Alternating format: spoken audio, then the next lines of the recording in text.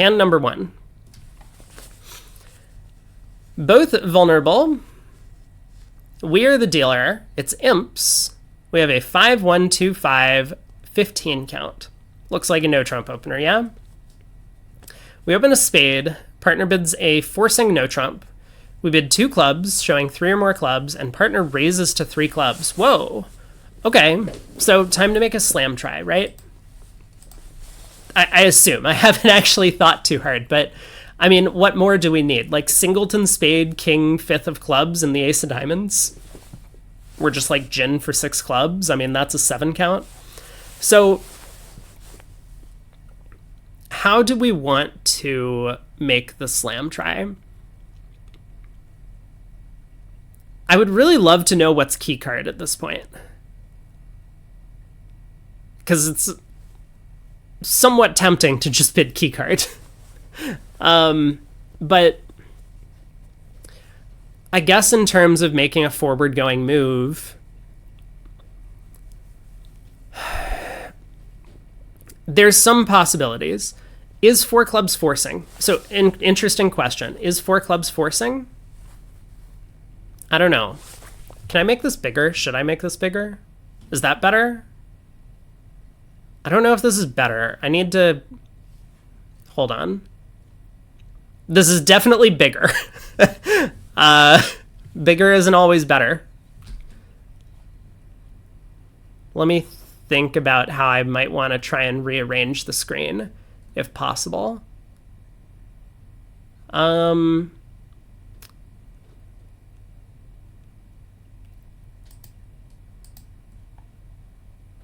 Let me just play around with something for a minute. If I do this, is this better in some way or is this worse? Let me leave it like this for now. I think this looks better, but feel free to comment if you have other opinions. Okay. So... should 4 clubs be forcing? That's an interesting question. You know, invites over invites never really made any sense to me. That doesn't mean that there aren't auctions where they could theoretically exist. And I think this might be one of them, where 4 clubs could be like even more invitational in clubs. You know, the whole purpose of Partner's 3 club bid isn't to find 5 clubs. Partner's 3 club bid is looking for 3 no trump, obviously. That's their first intention. So they might have a hand that's actually pretty good for a no trump invite, but pretty bad for an invite in a minor suit. And for that reason, I think it could make sense for 4 clubs to be non-forcing. I would love for 4 clubs to be forcing, but I think we probably have other ways to set clubs as trumps, which would be to bid 3 of a red suit here and then to bid 4 clubs over a potential 3 no trump sign off. That would very clearly indicate clubs are trumps. That would show that we're interested in slam because we have pulled we game forced by bidding 3 of a red suit, and then we pulled 3 no trump to 4 clubs. So that's probably the plan. With that being our ultimate objective, I think a lot of it probably comes down to partnership agreement, which I know I've said that many times before in these RealBridge bidding contests, that I think you should treat them a lot more as like a good source of discussion among expert players. The panel tends to be filled with mostly experts about, you know, unusual sort of system agreements. And a lot of them often offer their own like bidding conventions that they've come up with themselves and their regular partners, which is kind of cool. So we might find out, for example, that some of them play 3 diamonds as like some sort of artificial ask in this scenario, which maybe it should be. I don't know. But kind of without any sort of agreements, I think my temptation would be to just bid the most natural looking thing that I could and then plan on bidding 4 clubs next. So that would be my objective. which means for me, this is a 3 diamond bid. And the whole point is, like, there's going to be more decisions later. I don't think the problem right now is very interesting for what it's worth. I like whether or not 3 diamonds or 3 hearts or 4 clubs or 6 clubs or, you know, whatever gets the best score in the contest, I think is kind of irrelevant for this problem. But I think kind of the main point is that we want to be making a slam try in clubs. And so that's what our objective should be. So we'll bid 3 diamonds on this one, plan to bid 4 clubs next, and then we would see where the auction goes from there. But I think that's the main point of what they're trying to get at with this problem is, like, is there a universal agreement about how to make a slam try in clubs from here? And I think the answer is no. But we'll find out. We'll find out when we get there.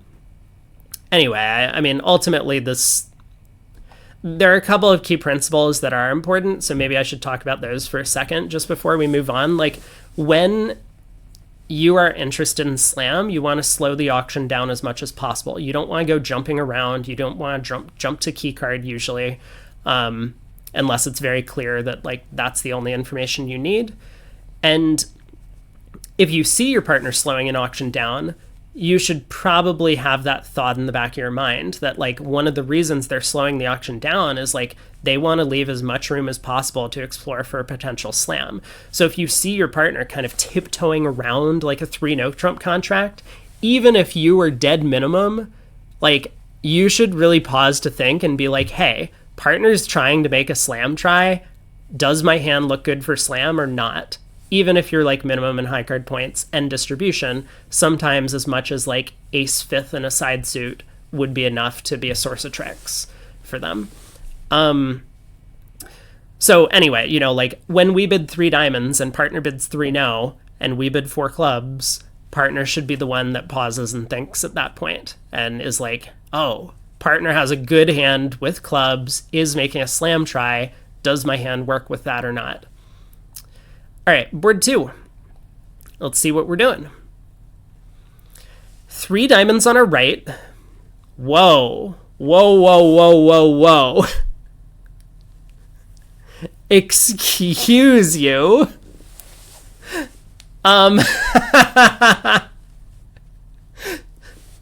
Okay, let's go in order. So 3 diamonds on our right.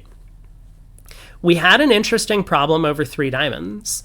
I don't think it's at all clear that we should start with a takeout double. I mean, I think it's probably the bid I would make, but there are other options. We could just bid 4 spades directly over 3 diamonds. But let's not dwell on that point too much. I think a takeout double is probably best, but we're going to have a hard time describing this hand because, you know, a takeout double followed by 4 spade bid, it's a little bit unclear whether or not that's going to show what we have. You know, we make a takeout double, partner bids 3 hearts. Are we even supposed to bid 4 spades? Are we supposed to raise 3 hearts to 4? Are we supposed to then cube it? I mean, I guess at that point we would cube bid 4 diamonds, but what do we do when they preempt in diamonds? So anyway, we start with a takeout double. That's things have only gotten worse from there. Our left-hand opponent bids 5 diamonds. Our partner bids our 6-card spade suit 5 spades. Now,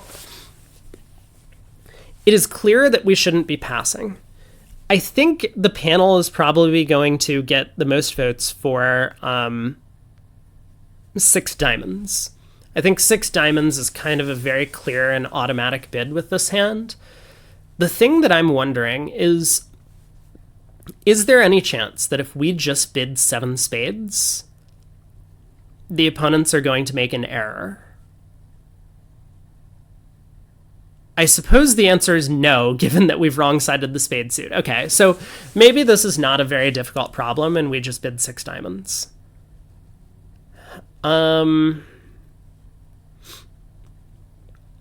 Is there any worry that we're down in 6 spades? I mean, yes, like, partner could have queen jack 6 the spades and a singleton diamond and like 3 small in both round suits.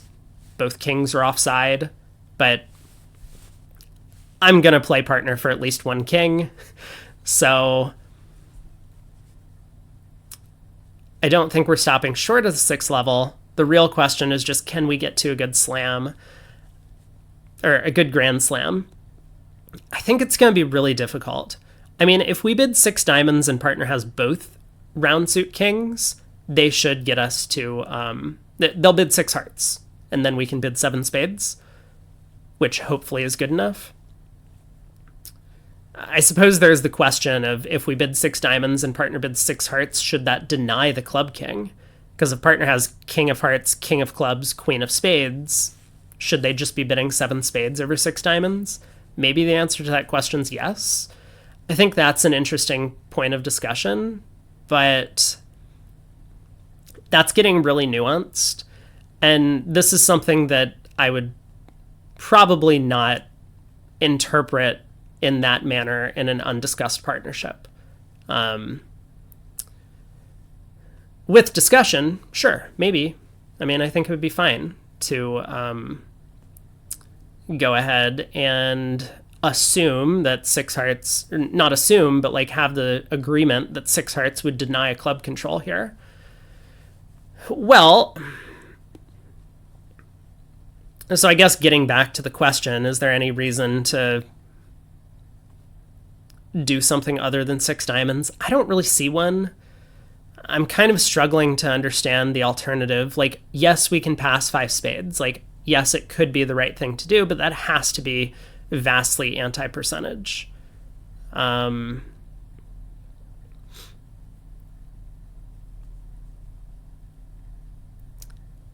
So yeah, I think we definitely just bid 6 diamonds and let partner probably decide on the final contract.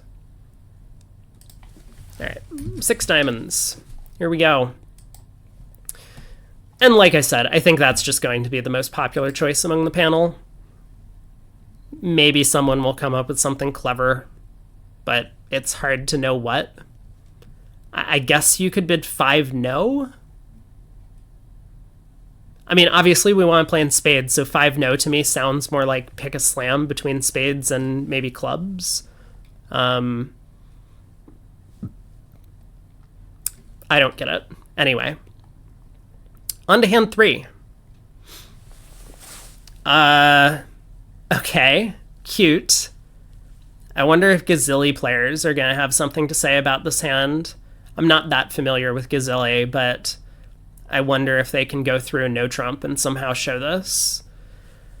Both vulnerable. Imps. Our partner opens a spade. I mean, I'm not bidding 2 hearts. So if that happens to be the winning panel choice, this to me does not feel like a game force. I don't know. Should it be? Maybe it should be. Let me think about that for a second. Let's say partner just has like ace, king, 5th of spades, and the ace of diamonds.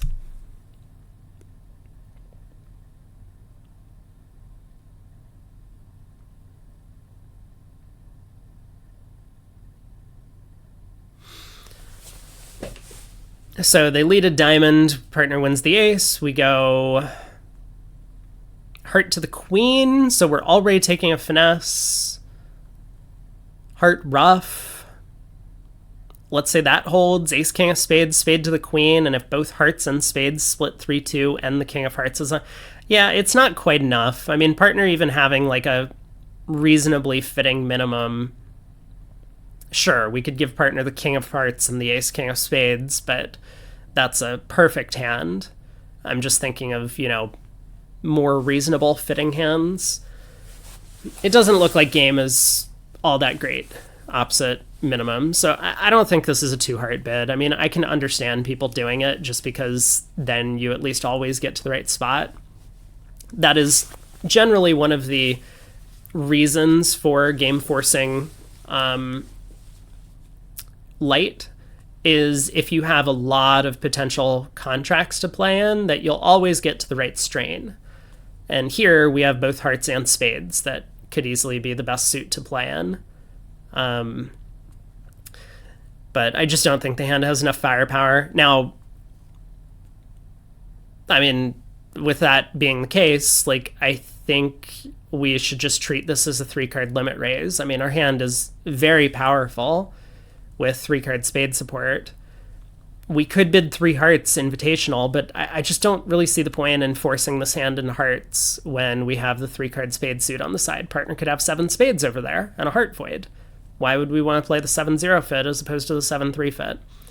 So I would treat this as a 3-card limit raise, and that means whatever I do with a 3-card limit raise, presumably a no trump, is going to be the bid with this one.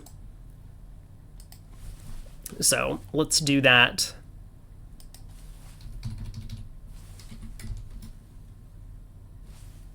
Do I usually put the T? I think I just put N. 1 N. All right, hand 4. Let's go. East-West vulnerable, that's us. Match points, our left-hand opponent, no, our right-hand opponent deals. They open a spade. We pass, pass, reopening double. Well,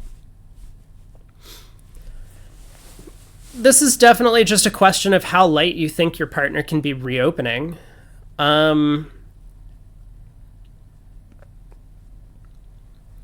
Yeah, this is a bit of a tricky one, for sure. I think we have to show extras. We have 5 hearts. Our hand actually fits pretty well, even though the king, queen of spades aren't like great cards.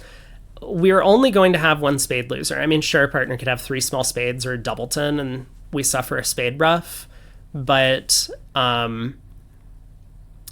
I think more likely partner's going to have a singleton spade, and the king, queen of spades aren't great cards, but they might be useful to pitch club losers from partner's hand. They also prevent us from needing to ruff 4 spades or 3 spades in partner's hand. Singleton diamond is great. The 5th heart, I think, is pretty huge.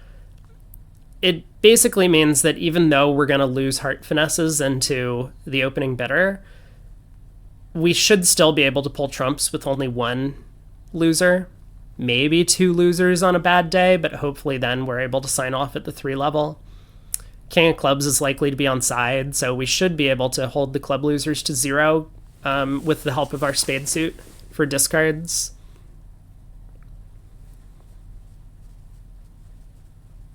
I mean, I'm definitely not bidding 4 hearts, right? Partner could have a pretty weak hand for a reopening double. They could be 1-4-4-4 with like a 7 or 8 count.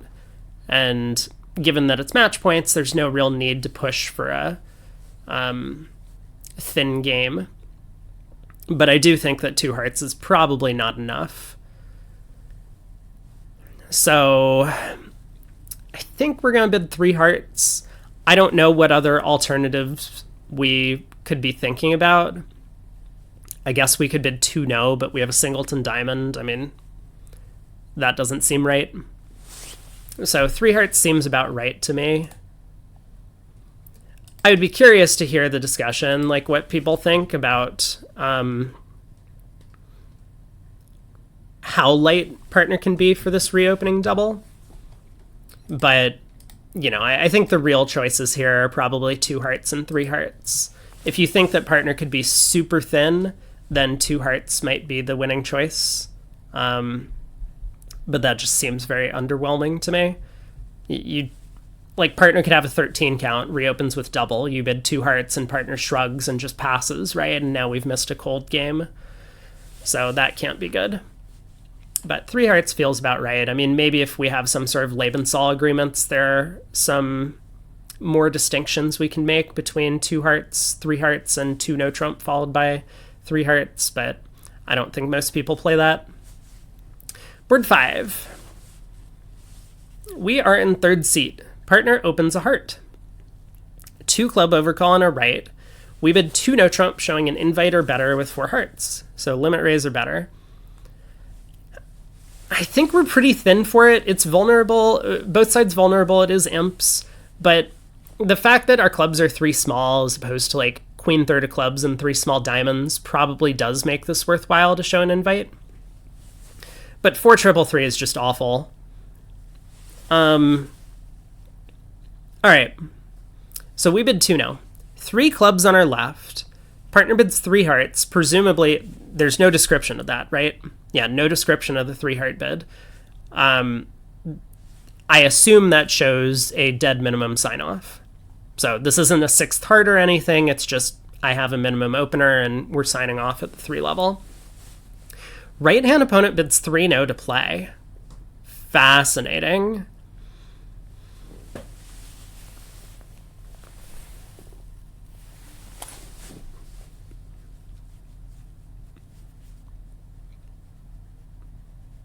It's really weird that partner signed off in 3 hearts, isn't it?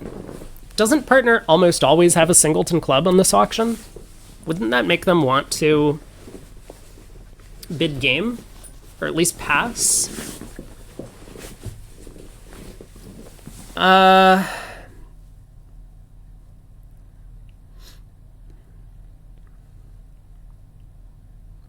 I think this 3 heart bid tends to be 5-3-3-2. You know, like a 3-5-4-1 hand pattern, even with an 11 count. I don't think bids 3 hearts here.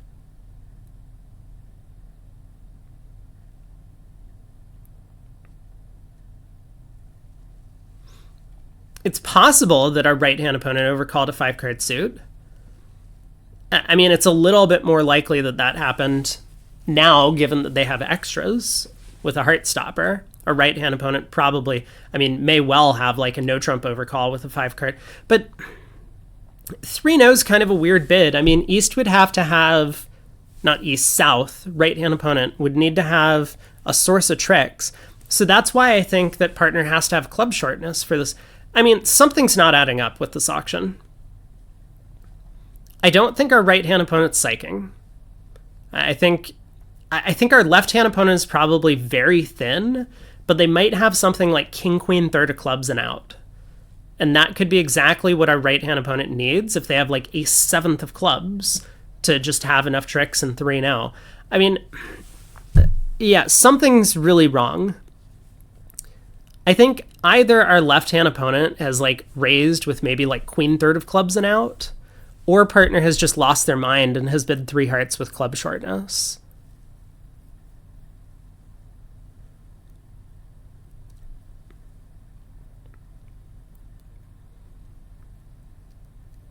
Yeah, I need to piece together what actually makes sense.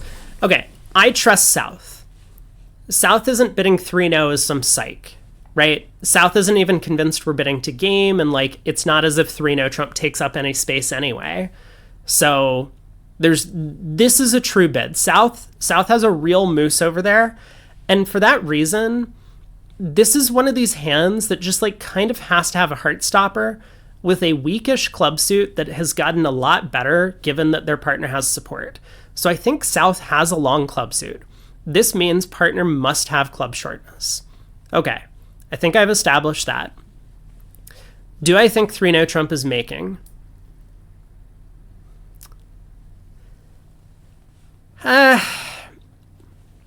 Maybe it goes down on the right lead, which could be the 10 of spades.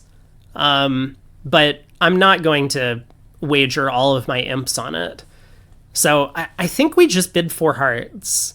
I expect to get doubled. I expect to go down 1 or 2, but it feels like it's going to be a good save against 3-0. I don't expect to go down 3, even though my hand's pretty awful and partner has announced it. But partner has short clubs. Like, I don't understand what's going on. Normally, I would like to trust my partner, but clearly, assuming South is telling the truth, and I think they are, partner has made some massive blunder with the 3-heart bid. And that doesn't really fill me with confidence letting them play the hand either. Maybe the solution is to just pass and get a new partner for the next hand. I'm gonna bid 4 hearts, but like this one's confusing to me. Maybe I'm missing some obvious inference. I guess I'll learn more when we read the panel's comments, but I think we're spot on that partner has aired with 3 hearts. North has made a very weak raise with like honor third of clubs. And South has a source of tricks and a heart stopper, maybe even 2 heart stoppers, and is just making 9 tricks and 3 now. Anyway, we'll figure it out. All right, we are vulnerable against Not. It is match points. Pass to us. We're in 3rd seat and we open a heart. I hate it.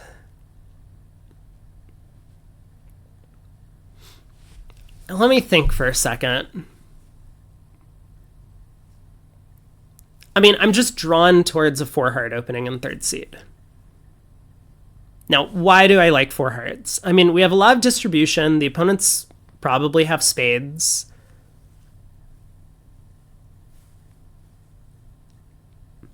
It is match points. So if this is not a game hand, then maybe it's better to open a heart and try and play in a part score. But I don't think we're going to be allowed to play a heart part score on this deal. That just seems very unlikely.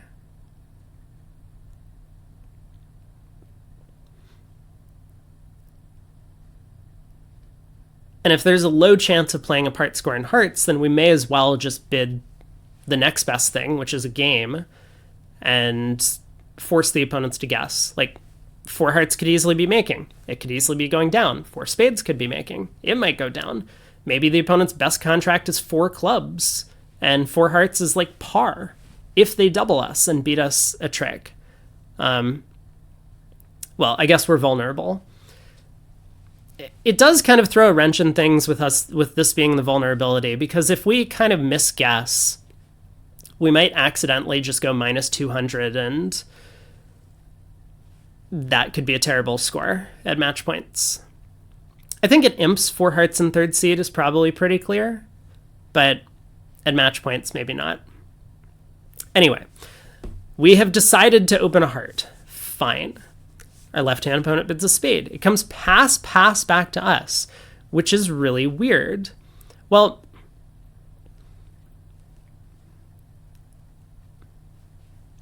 again, the opponents could be making 4 spades.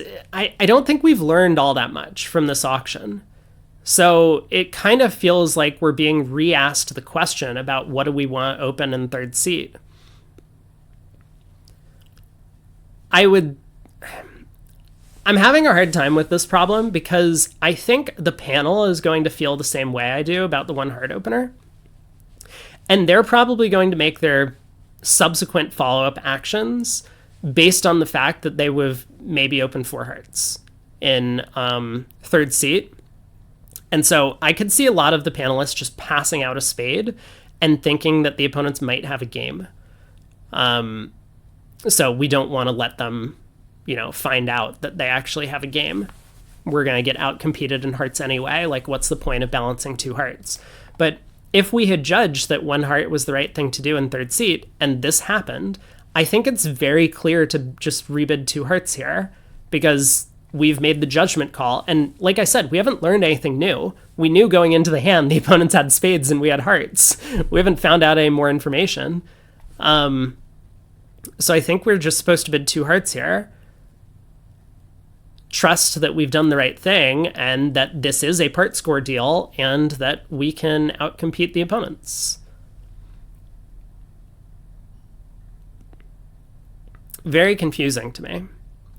I mean, I'm going to bid 2 hearts. I don't really understand this problem.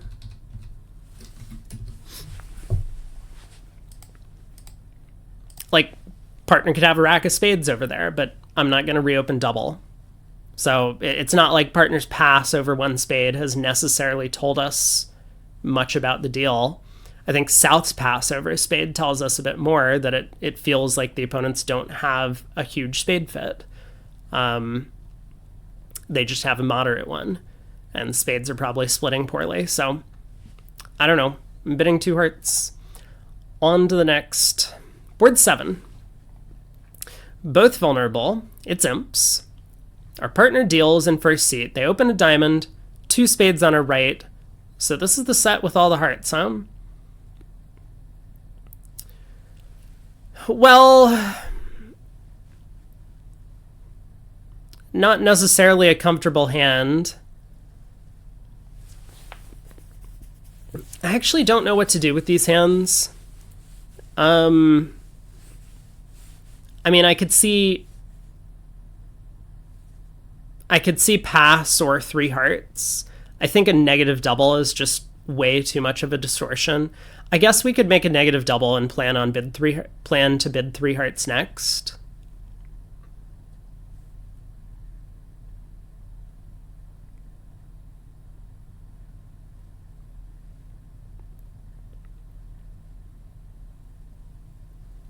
If we pass and it goes 3 spades, pass, pass back to us, how do we feel?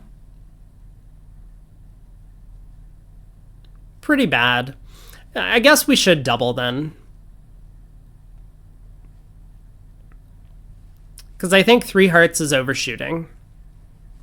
Again, we just are not good enough to game force, despite the 7-card heart suit. I mean, we don't fit partner's diamonds.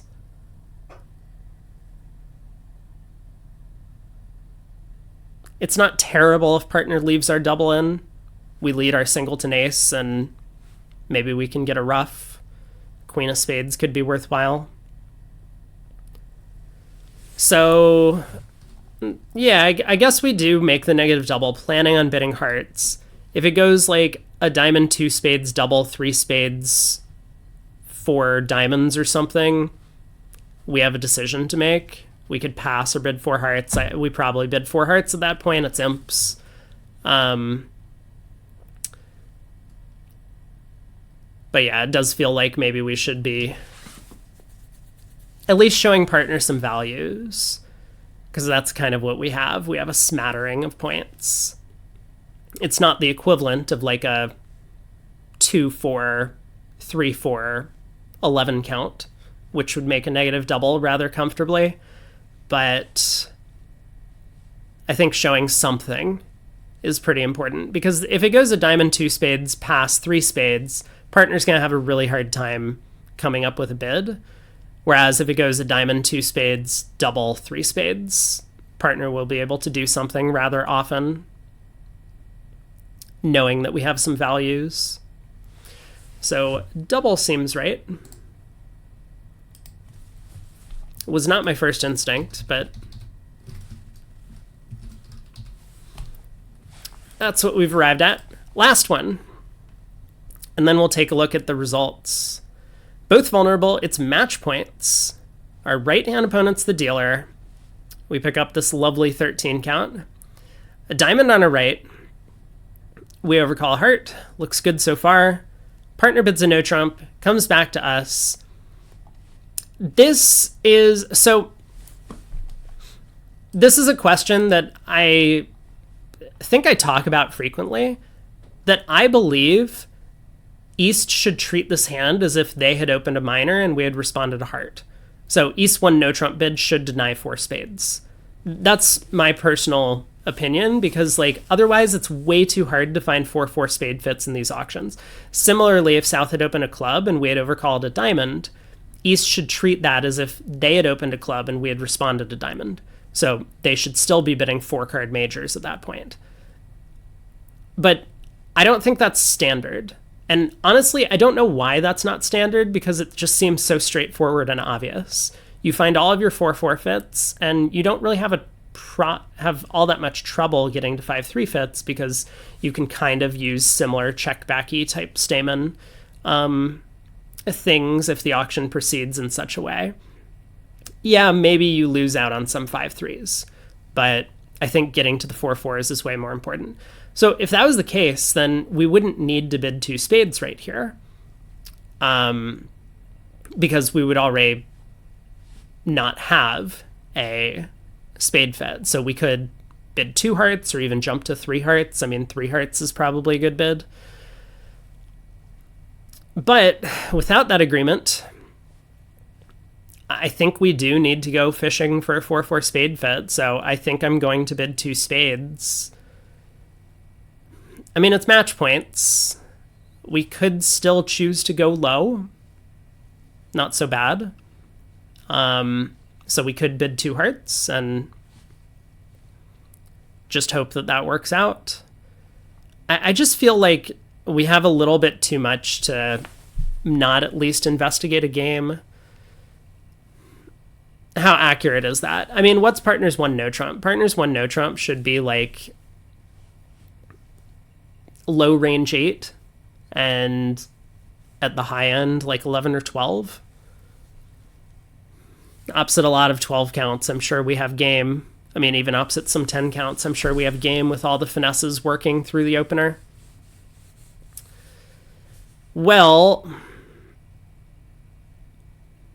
I guess I'm going to bid 2 spades. I mean, it feels very natural. If we have a 4-4 spade fit, it's really important to get there.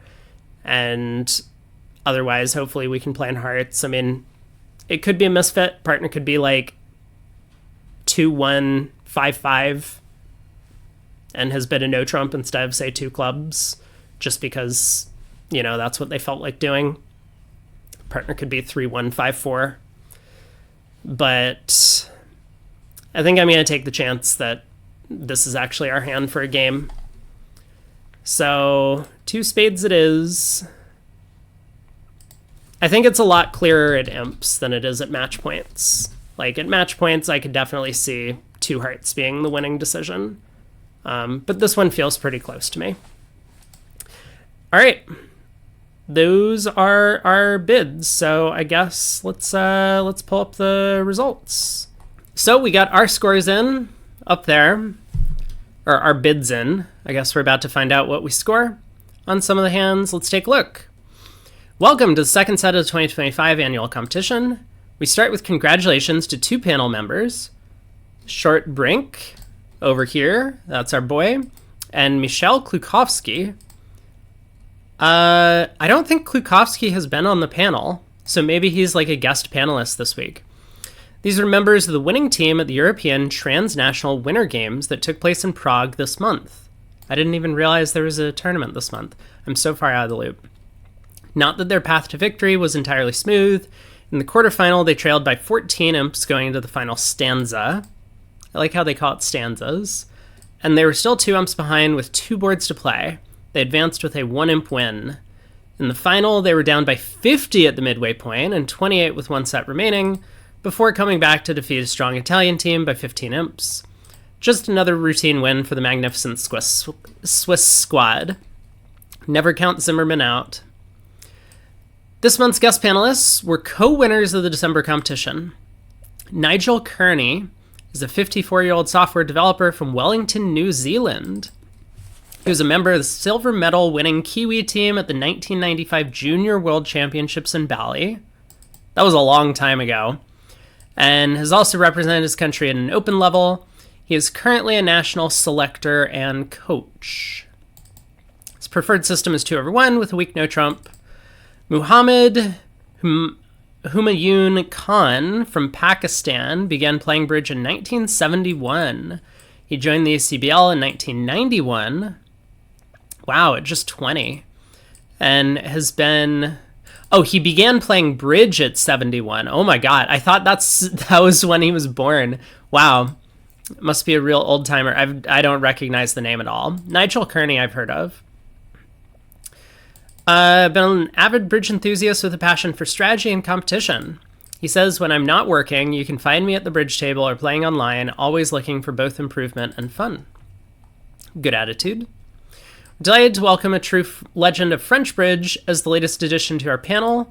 Christian Mari was a member of the great French team that won the World Team Olympiad in 1980 and 1996, and the Bermuda Bowl in 1997. That team also won 7 European Championship medals, including gold in 1974. In addition, Christian finished second in the 1994 Generali World Open Invitational and won the European senior teams in 2002. That's a pretty storied career. I actually don't recognize this name, so excited to see what they have to say. A couple of this month's hands have been sent to me. Hand 6 by regular competition entrant Brian Ransley and hand 7 by panelist Alan Mould. I think it's silly that panelists send hands in and they get on the panel. Then again, I mean, I kind of feel like this is more of a talk show environment than an actual bidding competition. So I guess maybe I should stop complaining about like this not being run in a necessarily fair manner. Thanks to them. If you have a hand that you think would produce an interesting panel discussion, please send me the details. The panel produced a majority choice on 6 hands in the set, 3 of them emphatically. The 2 deals on which they're split produce very close votes, so everyone scores fairly well on those. Just over half the panel members scored in the 70s, and my suspicion is that this will be a high-scoring set, with a significantly higher percentage of competitors scoring in the 70s than the 4% who hit that mark in January. Indeed, it would not surprise me to find that you need a perfect 80 out of 80 to win the February competition. The most popular action chosen by the competition entrants scores 10 on only 3 of the 8 hands, and voting with the largest group of competitors scores 57 out of 80, down from 59 out of 80 in January. The average score this month is 54.82, up from 53.82. So let's find out what our expert panel has to say about this month's hands, and let's try and remember what the hands are, because it's been a few days for me. First board. So this is the one where we opened a spade, we rebid 2 clubs, and we have this kind of relatively nice 16 count, although minors in our short suits make it a little bit worse. No spot cards, also kind of bad. But partner makes an invite, showing clubs, and we definitely want to treat this hand as a slam try in clubs. So you know, again, there's going to be a lot of different bids that could do that. And I think any of these sort of bids all make sense. I think 3 hearts is also fine, but, you know, again, it would be nice to have some sort of agreements about things.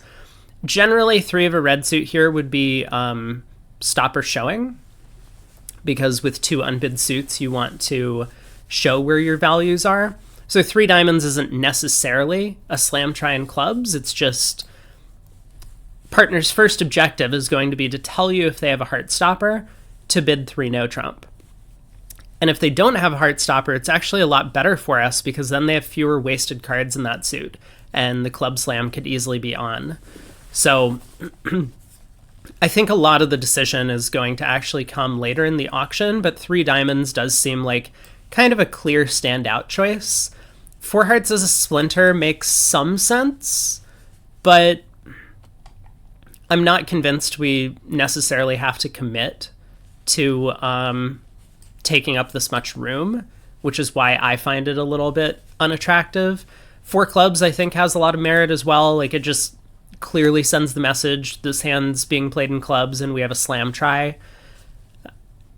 I think it's possible 3 no trump could be better than 5 clubs, but it's probably pretty unlikely. So I like 4 clubs.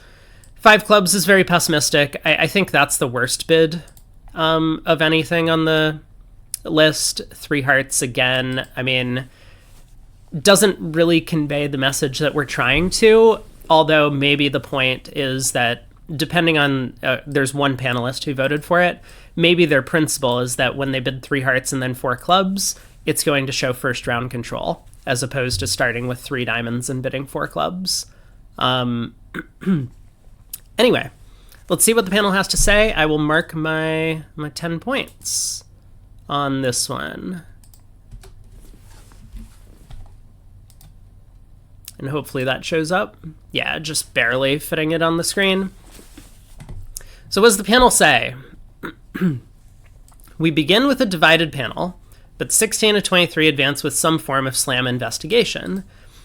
I mean, I would be very concerned about anyone who doesn't investigate slam. I forget exactly what construction I came up with. Maybe we can look again. But like singleton spade, king of clubs, ace of diamonds is a 7 count, right? And we're, I mean, 4-3 spades and we're cold for a slam, and partners probably got more than that.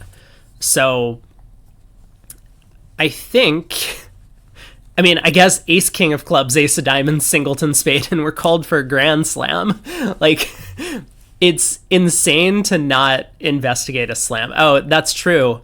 7 panelists voted for 5 clubs, which is insane. Can we get these people off the panel for next week? Anyway, let's read through. Hanoi wrote on, 3 diamonds, I'll give partner maximum space to tell me more about his hand. This is kind of the important distinction when it comes to slam bidding, is that it's not often so much about the bid you make, it's about how much room you save. You want to take as little space as possible. Larry Cohen saying the same thing. I'm starting with the least space-consuming probe. And I think that's very understandable from the hand that has slam interest. But the point that I made, I think, when we were talking about these, is that it's actually really important to try and understand this principle from the other side of the table. This will vastly improve your own slam bidding with your partners, because it's very easy to say, I have a hand that's interested in slam, let's slow the auction down. But if you're sitting across from someone who has slowed the auction down, you have to make that extra leap that they're interested in slam. So the reason they're slowing the auction down is they have sufficient extras. So you need to now, rather than thinking about your hand like, oh, what do I bid to show my hand? You need to start thinking about your hand in the context of slam. 3 diamonds, this would be much easier playing Polish club. Get out of here. No one wants to hear about your Polish club nonsense. Anything from 3 no to 6 clubs could be right. 7 clubs, excuse you. Even 4 spades could be right. It's true. 4 spades could be correct. I don't think we're ever playing there, though. Zia, 3 diamonds, show the fragment, and we'll bid 5 clubs later. Get this idiot off the panel. What does he mean, 5 clubs? How pessimistic can you be, Zia? All right. Robson, 3 diamonds. This shows the singleton heart. Not true. This absolutely does not show singleton heart. Remember, 2 clubs showed 3 or more clubs.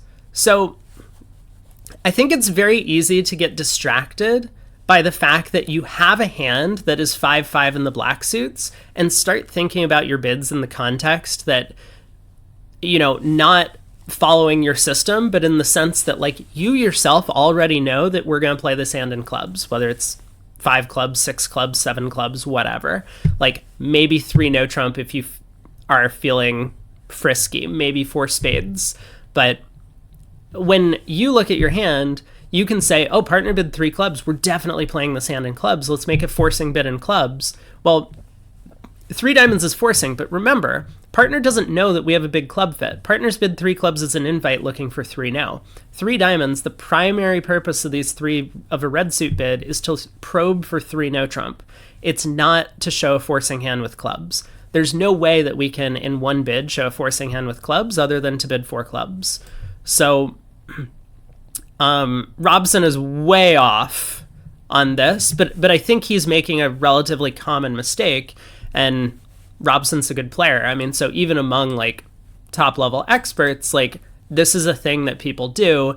They, rather than thinking about the system and what their system is showing, they're thinking about their hand and what they presume is going on in the auction, but they haven't conveyed to their partner yet. We're hoping to hear 3 spades in which we can surmise partner has a singleton spade. Again, not true. I mean, maybe he's making these comments based off of some sort of system that he's not describing, but this is absolutely not the standard way to play any of these bids. Meyer says 3 diamonds. I'm definitely going to be bidding 5 clubs, but I'm thinking if I bid 3 diamonds and pull 3 no, partner will get the message I'm looking for slam. Exactly. And actually, Jill constructs the exact hand that I had mentioned earlier, the 7 count with king, 5 of clubs, and the ace of diamonds, singleton spade. Very easy 5 clubs, and partner really probably has more than that for the 3 club bid, although no guarantee. Partner bids 3 hearts or 3 no. I'll stop in 5 clubs. Interesting thought. It's not so bad, but again, partner could have the same hand with a heart card, like the queen, jack of hearts even, and once again, you've missed 6 clubs. I'm not so convinced that we should be stopping, even if partner shows heart stuff. But anyway, if he bids 3 spades or 4 of a minor, I'm going to try 6. That also feels ambitious to me. There's a lot of room between 3 spades and 6 clubs that you have to explore. But maybe he was just trying to be concise. Alan Mould, 3 diamonds, we'll doubtless end in 5 clubs, but we could have a slam opposite something like blah blah, queen jack of diamonds, ace king of clubs. Ace king fourth? I guess this is what partner would do with this hand. It's true, there's no guarantee partner has 5 clubs, but I think it's pretty likely, especially given that we're playing this forcing no trump where 2 clubs only promise 3. But yeah, this is a tricky hand for sure. No heart stopper. Do you bid 2 no? Do you bid 3 clubs? Do you just make the false preference to 2 spades, which feels awkward? Probably not. Seems no harm. Might even attract a diamond lead. All right.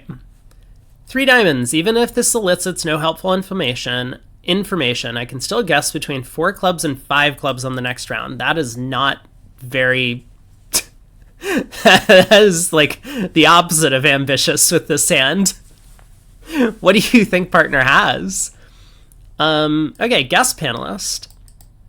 3 hearts.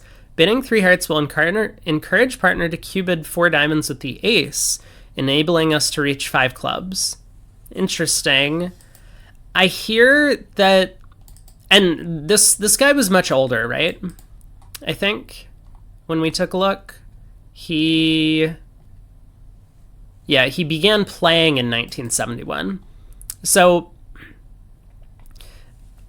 certainly the old school style of Q-bidding, which is what Gibb does, is to Q-bid first round controls. And again, 3 hearts isn't a Q-bid.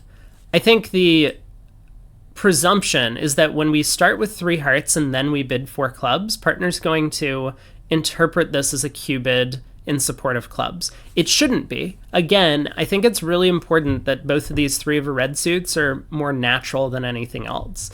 We don't have a great natural bid with our hand, but like if we were 5-2-1-5 as opposed to 5-1-2-5, I would probably bid 3 hearts as opposed to 3 diamonds here.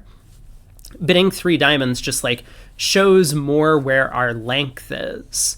So it helps partner evaluate that diamond honors are more helpful than heart honors, is effectively the idea when we bid 4 clubs next.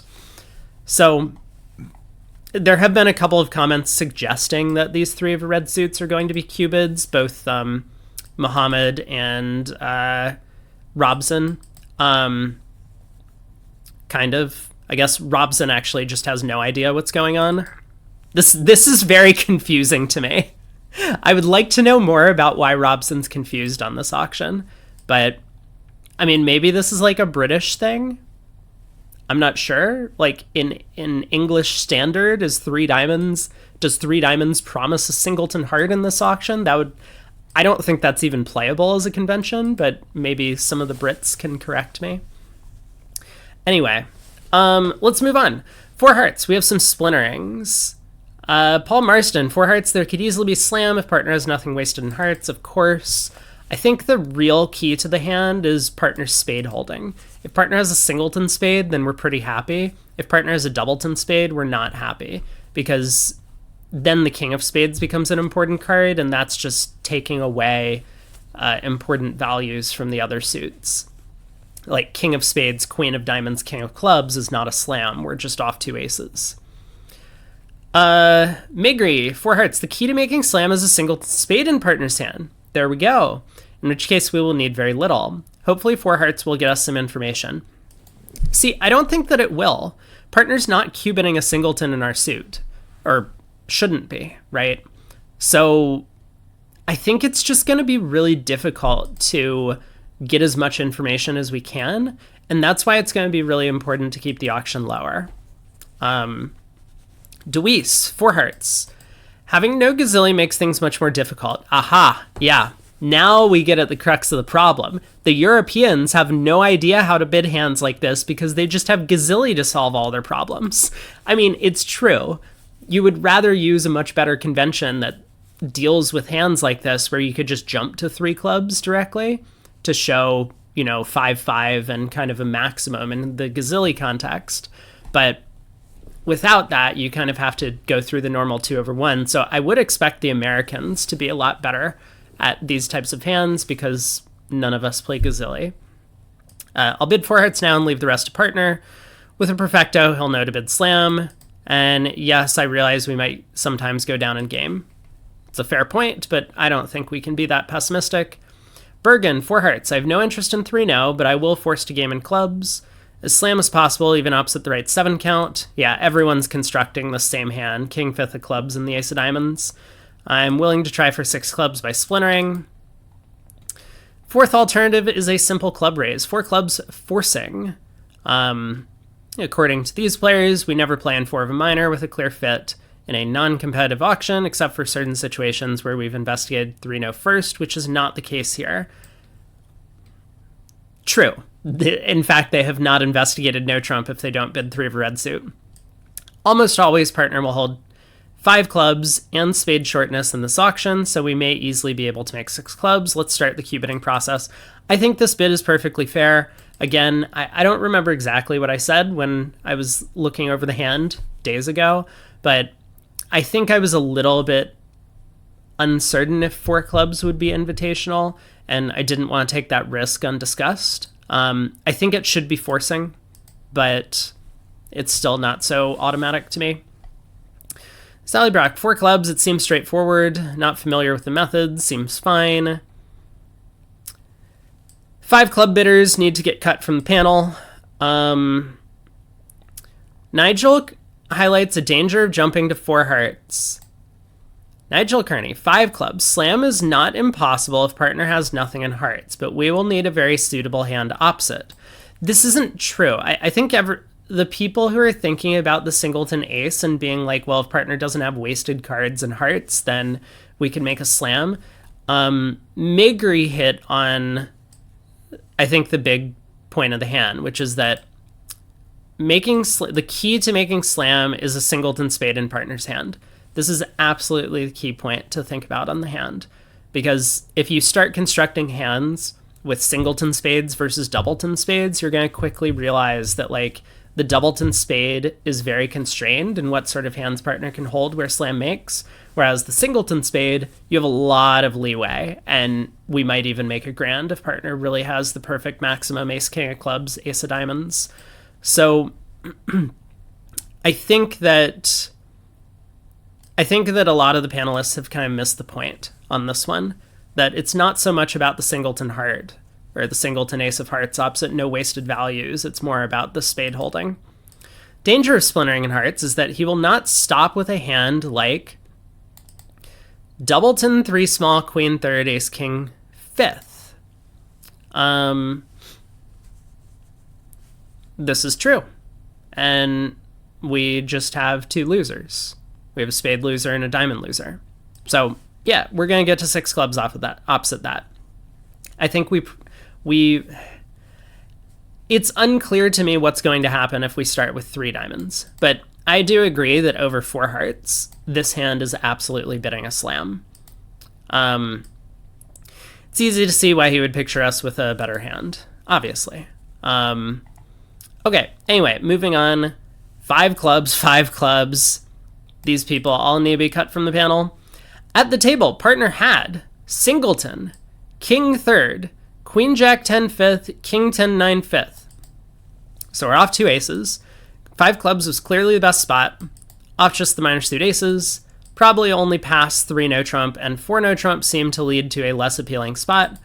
So we kick off the set with a comfortable plus 600, follow the panel, and most competition entrance. Sounds good. How'd we do here? Second board, I thought that this was going to be an overwhelming majority of panel votes, but let's see what people do. I mean, it's a little hard to imagine doing anything other than bidding 6 diamonds on this hand. So I am curious what people think about some of these bids. In the back of my mind over the past few days, I've been thinking, and I've actually constructed hands where 7 hearts is the only making Grand Slam, but they're very few and far between. So I don't think that's actually the place that we want to get to on these cards, and I think it's unrealistic to offer hearts as an alternative strain. So something like 5 no trump, I think, is completely crazy. But anyway, I mean, 6 diamonds sends a clear message. I'm voiding diamonds. I'm interested in a grand slam. How do you feel about your hand partner? And again, I think I had this discussion about if partner bids 6 hearts over 6 diamonds, should that deny the club king? Probably, but, you know, again, that's maybe a discussion point for later. That's also not the problem that we're faced with. That might be a more interesting panel discussion than whatever we've got going on here, although clearly some of the panel has just lost their mind and bid 7 spades. I don't understand the 7 spade bid. I don't understand the 6 spade bid. I don't understand 5 no trump either. I mean, this to me should have been 100-0 in panel votes, and I'm very curious what sort of flaw people came up with. All right. Just a majority vote from the panel, who are essentially split into 2 main camps. The competitors were also split, with a third collecting maximum marks, but the largest group scored poorly for taking an ultra-conservative view of the hand that attracted only minimal support. Let's start with the explorers. Mold 6 diamonds. I feel like just bidding 7 spades, but I suppose I ought to be sensible. Yeah.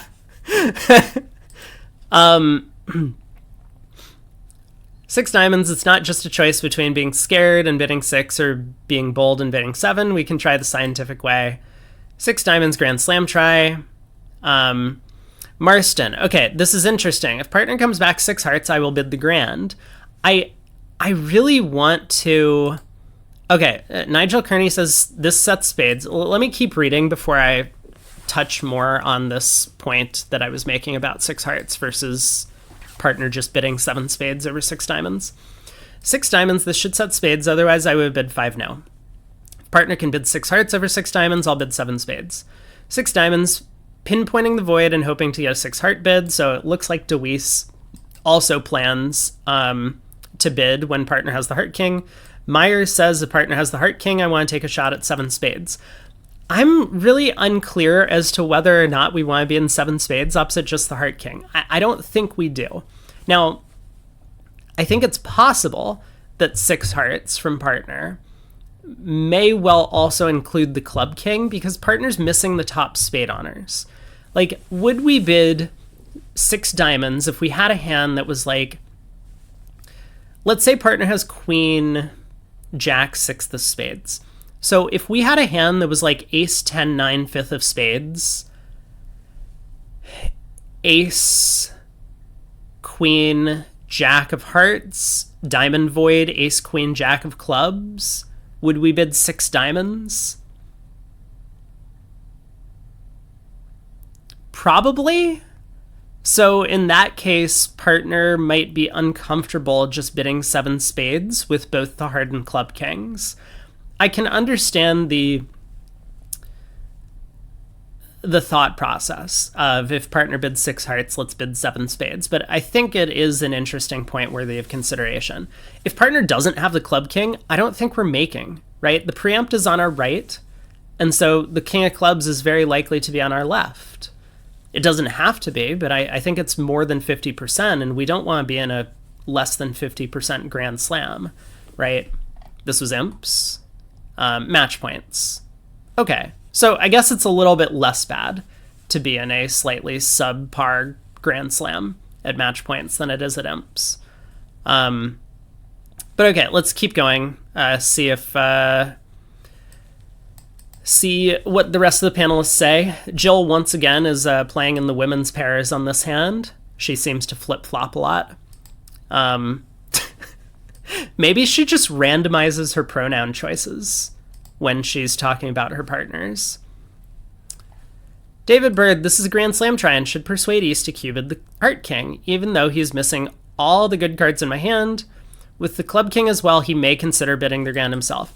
This is kind of the point that I was making, that over 6 diamonds, if partner has both round suit kings, maybe he would just bid, he, she, they, would just bid 7 spades directly over 6 diamonds.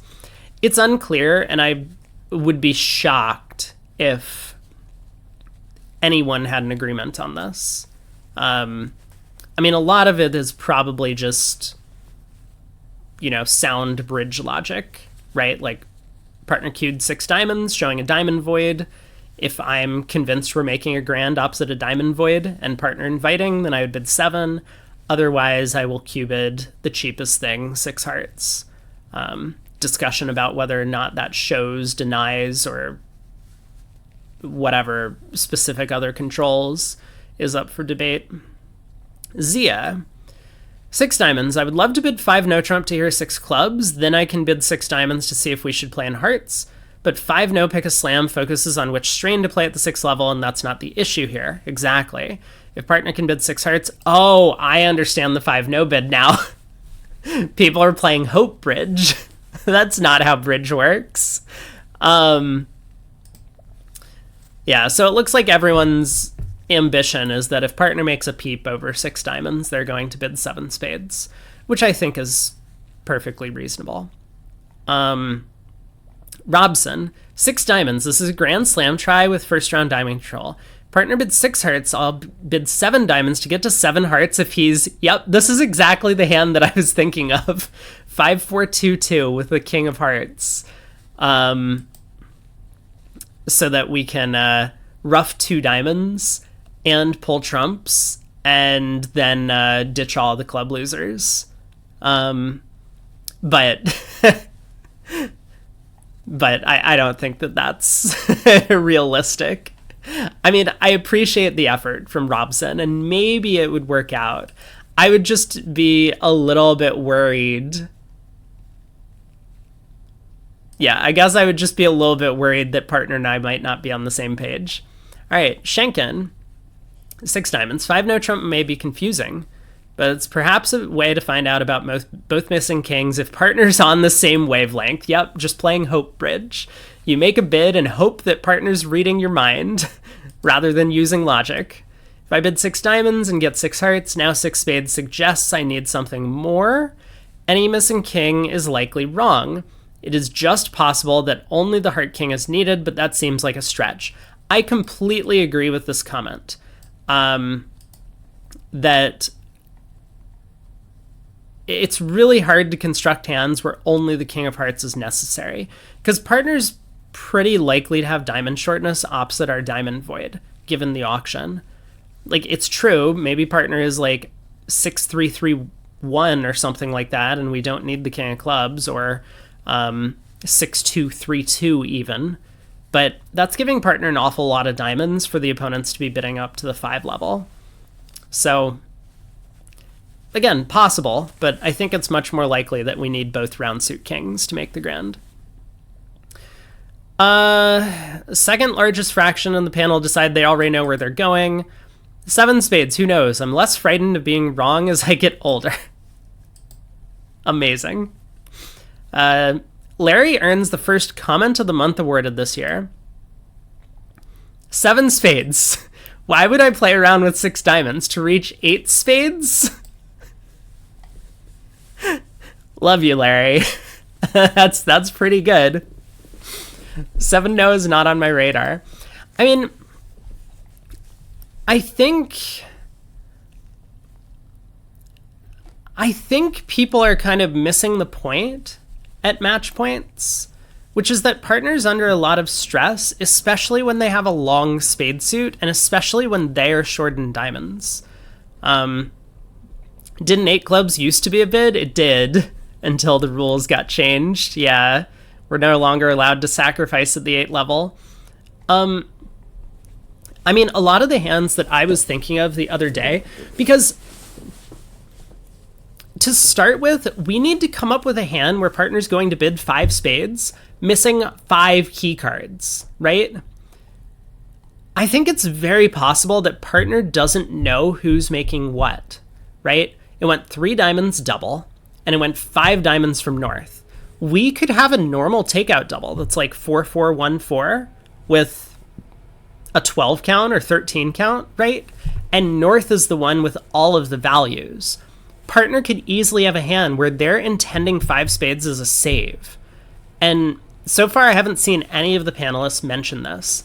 And those are the types of hands that are a little bit more concerning to me, because a hand that's like Queen Jack 6th of spades and a singleton diamond probably bids 5 spades without either king in the round suits. Like, we're probably down in 5 spades. We're certainly down in 6 spades when partner has that hand. So, like, do I really want to be bidding 7 when partner could easily have that? I think this is one of the things that you really need to consider when you have a super strong hand and a lot of other people are bidding at the table. Someone, and often multiple players, are lying about something. But coming up with like a reasonable layout of the hands makes a bit more sense. You know, you don't just need to consider partner's 5 spade bid, where it's like, oh yeah, partner bid 5 spades over 5 diamonds opposite our takeout double, partner must have values. Not true. Like, North bidding 5 diamonds is also a little bit weird from our perspective, right? North has no values. We know that North has no values. We're looking at all of them. So, like, South might have a normal preempt, you know, ace, queen, jack, 7th of diamonds and out. So what does North have? The king, 3rd of diamonds and nothing else in their hand? Is that a 5 diamond bid over a takeout double? I don't think so. I think the most likely explanation as to what's going on is North has a boatload of diamonds over there, like king 5th, and, you know, maybe a spade void, maybe a spade singleton or something, but something along those lines. And that's why they're bidding 5 diamonds, because they have a ton of diamonds and they're trying to preempt, not because North is trying to make 5 diamonds, right? I don't think that's what's happening on this hand. East doesn't know that North isn't bidding 5 diamonds to make, unless there's some sort of table inference that's being taken where East gets a read on North and is like, oh yeah, that guy's really full of it. Time to bid 5 spades confidently so that partner knows I have some stuff over here. So, you know, if North has massive diamond length, our partner could easily have a singleton or even void and diamonds opposite our void. So partner has length in both hearts and clubs as well, which means that without the fitting kings, we're going to need to take finesses in the suits. Anyway, I don't feel like I've seen that from any of the panel so far, or any of that sort of discussion, but like that makes the most sense to me. Anyway, let's keep going. Marty Bergen, we might be on a finesse, but since the grand is great, opposite virtually nothing. That is like the overstatement of the century. Great opposite virtually nothing. Yeah, I mean, you know, who would expect the preemptor to not hold both of the missing kings? And we might not even be making it then, like 6-3-1-3. Even if both kings are on side, we might still have a club loser. Anywho, I can't do less than this. Didn't Larry Cohen and Marty Bergen play together? At least they're on the same page about what to do. 7 spades. If partner has no wasted points in diamonds and king in the rounds, I'll take a million tricks. Obviously. Even if the club king is missing, we might be making if he has something like queen 6th, king doubleton, 3 small, 2 small. So again, what does this give our left-hand opponent, right? Like, I think the main issue that people are missing is, like, they'll construct a hand for their partner and they're not thinking about this 5 diamond bid. Like, 5 diamonds is such a crazy bid in this auction. So what does this give our left-hand opponent? It gives them void, 3 small, king 3rd, I guess 8 clubs. Hold on a second. I guess 7 clubs. I mean, possible, right? Like, or void 4 small, king 3rd, king 6th. Like, is that a 5 diamond bid? It's hard for me to believe that you're bidding 5 diamonds with king 3rd over there. Maybe the 3 diamond opener has 6. That's possible. I could understand that. And I guess from Europeans, like Baldi's, they might be more expectant of only a 6-card diamond preempt. Although, granted, like, Responder then has to take that into consideration when they bid 5 diamonds as well. Like, I think partner holding 3 diamonds is a lot less likely than partner holding a diamond void for what it's worth, and I think a singleton is pretty expected. Anywho, at imps I'd investigate with 6 diamonds, especially if I would like to play with my teammates again. I don't get it. 7 spades. I could bid 6 diamonds first, but I have all the first round controls and spade ace king, so partner might be worried about bidding a second round control at the 6th level. Disagree with this point, but I understand what he's saying. So even if he bid 6 spades over 6 diamonds, I would still raise, so I may as well just bid 7 spades. French contingent are united on their choice. Interesting. 5 no trump is defined differently. Christian Mari says 5 no, this should initiate Q-bidding. Schmidt and Zochaska, 5 no. In our dreams, we hear 6 clubs, then bid 6 diamonds, and partner bid 6 hearts. I discussed with Joanna whether 5 no can be understood as key card, but we agreed that it's not in this auction. Bidding 6 clubs would not be forcing.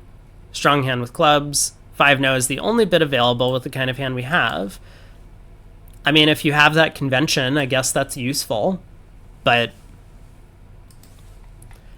this last sentence actually makes me feel like they're playing Hope Bridge as well.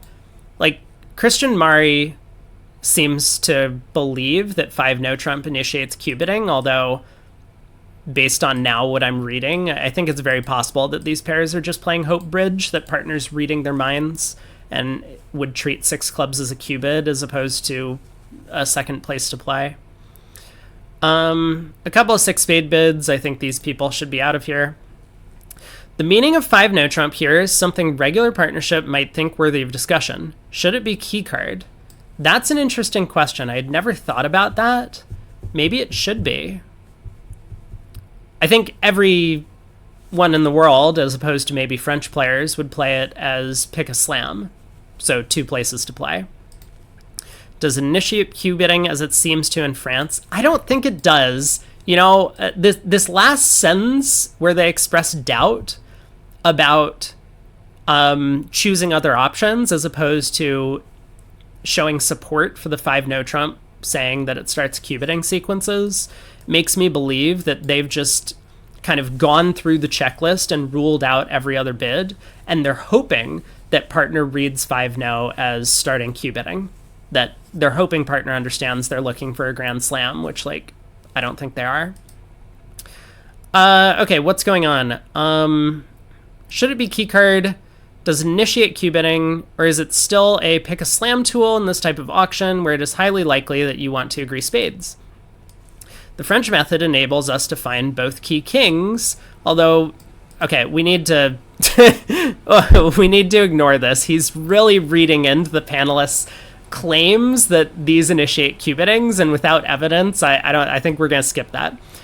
Might hearts be better if partner's 5-4-2-2? I mean, yes, but it's way too difficult. Can he be 5-5-1-2?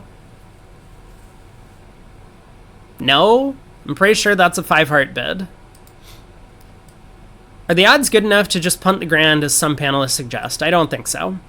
At the table, partner had something not unlike the hand Sophia suggested. Queen Jack 6, King Doubleton, Doubleton Diamond, and 3 small clubs. So 13 tricks were easy.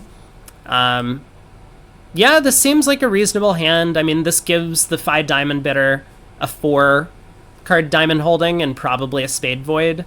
So that makes it a lot more reasonable to bid 5 diamonds. You know, I mean, the 6 spade is huge from partner, but I think I was constructing most hands with 6 spades over there, given that partner was missing the top 2 honors. But yeah, if partner was 6-2-1-4 with the same shape, then we're on the club finesse, which is pretty likely to be offside. So I think it's close. I don't know what I would have done if it had gone 6 diamonds, 6 hearts, but the panel seems to be pretty unanimous in bidding 7 spades there, and I think they're probably right. I would probably come to the conclusion that partner might be a little bit worried about jumping to 7 spades themselves, and so I'd place them with the club king often enough.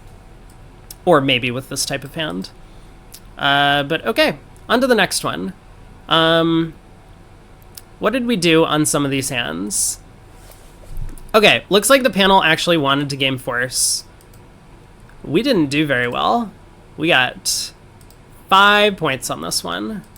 Only one panelist, huh? For the 1 no trump 3 card limit raise. I think I remember discussing that, like, this hand just feels way too weak for a 2 heart bid. It definitely gets us to the right strain, so 2 hearts is certainly better than 3 hearts, but I think 3 hearts is the worst of all options, given that so many panelists chose it. I mean, we'll read what they say, but currently I still just don't believe that 3 hearts has any merit. I think if you want to show hearts, bid 2 hearts and just overstate your values a little bit. It is imps, though. Maybe the big point is that at imps, we should just force to game and hope that it works out. And at match points, maybe a no trump is better, but let's see what people say. An excellent hand for competitors with half scoring a maximum, second largest. Panel essentially boiled this down to 2 options. Do we force to game or do we invite and ignore our fit for partners major? I mean, this is insane to me, ignoring partners major suit. I don't get it. Competitors who bothered to read the system published on the website would have noted that it says jump shift responses are strong in game forcing.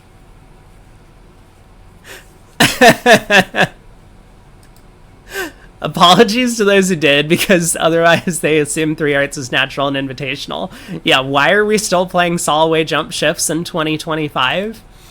In view of this apparently widely held view, we're changing the system henceforth so that jump shifts at the 2 level are weak, and to the 3 level are natural and invitational. Okay.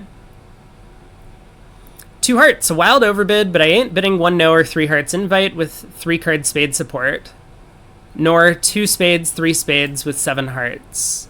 Fair enough. Too volatile hand not to bid game. Maybe that's the point that I kind of missed, is that I don't remember if I noted that it was imps. I do recall constructing a couple of hands and realizing that game isn't very good opposite most of partners' minimums with a stiff heart. But maybe that's not the point here, that because it's imps, we should just be bidding game. May as well try and play in the right suit. This is the whole point of 2 hearts. 2 hearts, this is tough. Vulnerable at imps, I'm willing to take my chances and force to game. I'm not saying we'll make game, but nothing feels particularly good, so at least let's maximize our chances of playing in the right major. Yeah, this is the main point why 3 hearts is such a terrible bid, because we never play in spades. We play in 3 hearts or 4 hearts, and that's it. Spades is completely out of the picture. So, alright, 2 hearts I know, but I can't leave them unbid. 2 hearts, I'm close to bidding 3, but this hand's just too good. Close to bidding 3. 2 hearts, hoping partner has a heart filler, long spades, and or minor suit aces. I want to be able to investigate both 4 hearts and 4 spades, maybe even slam if partner's strong. It's a good call. 2 hearts, willing to make this overstatement to convey my splendid heart suit. The more accurate response in terms of strength is an invitational 3 hearts, but that will not discover whether we are better off in spades. Very true. 2 hearts, my heart suit is not robust enough to insist on it as a trump suit by bidding 3 hearts. I think the underlying thing that's not being said here is that he believes that we could have a better spade fit, which is absolutely correct. Bergen, I'll overbid seeking a vulnerable game. I'm hoping to play in hearts rather than spades. 2 hearts, my spade support is just too good to unilaterally bid 4 hearts. That feels like an overbid. Bunch of invitational. 3 hearts invitational. Assuming 3 hearts is natural and invitational, that seems to be the best description. If we play 3 hearts, I wonder why... no one has mentioned the spade suit yet. Okay, 3 hearts, a tough one. We play 3 hearts as natural and invitational. Of course, sometimes you make 4 spades and not 4 hearts, but the contrary is true also. So how much is sometimes? Well, I can tell you one thing that's not going to happen. We're not getting to 4 spades if you start with 3 hearts. Not happy about ignoring the spade holding, but neither can I say nothing about this beautiful suit. Well, you could bid 2 hearts. Maybe my 1 no is like really far off then. That 2 hearts is just clearly the correct thing to do. All right, 3 hearts. Assuming this is invitational, which is what this hand is all about, it won't play well in spades opposite short hearts. Is that true? Like, why can't partner have long spades? I mean, if partner has 7 spades, right, and a heart void, we're going to do just fine playing in spades. Like, we would make 4 spades, but we're going to end up in 3 hearts down 1. Okay, 3 hearts. I hope to hear once more from partner to enable us to get to the best game.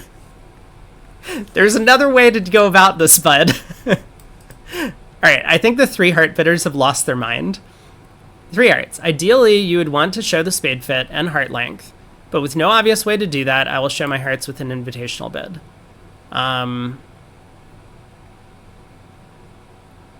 Yeah, the 3 heart bidders seem to have completely lost track of what's going on the hand. Maybe I've also lost track of what's going on. I wonder if, like, 1/3 of the panel had voted for a no trump, whether or not we would score the hand, like, we would flip the hand scores. It seems like the guy tends to give higher marks to the panelists who vote for specific actions, as opposed to what, you know, might actually be the right decision on the hand. After reading through all this, I think it is pretty clear to bid 2 hearts in hindsight. So 1 no is pretty bad. Nigel Kearney says 1 no. Very tough decision. I'm going to treat this as invitational in hearts. Start with 1 no and rebid 3 hearts. That's not what I was planning to do. I was going to show it as the 3-card limit race. But yeah, I guess the point is that it's probably worth a trick to make sure we get to the right strain on this one, whether that's spades or hearts. And so that kind of argues for just game forcing. Like, the 3 heart bidders never get to spades. I myself never get to hearts. And the 2 heart bidders get to explore both contracts. I guess I was blinded by the idea that I constructed a few hands and game just wasn't very good, but I didn't devote a lot of time to, like, constructing hands. I mean, this is one of these things that you do at the table. You have to make your response to partner's opening bid pretty quick. You know, I mean, unless it's like partner opens 2 clubs or something, or partner opens a no trump and you kind of take control with a big hand.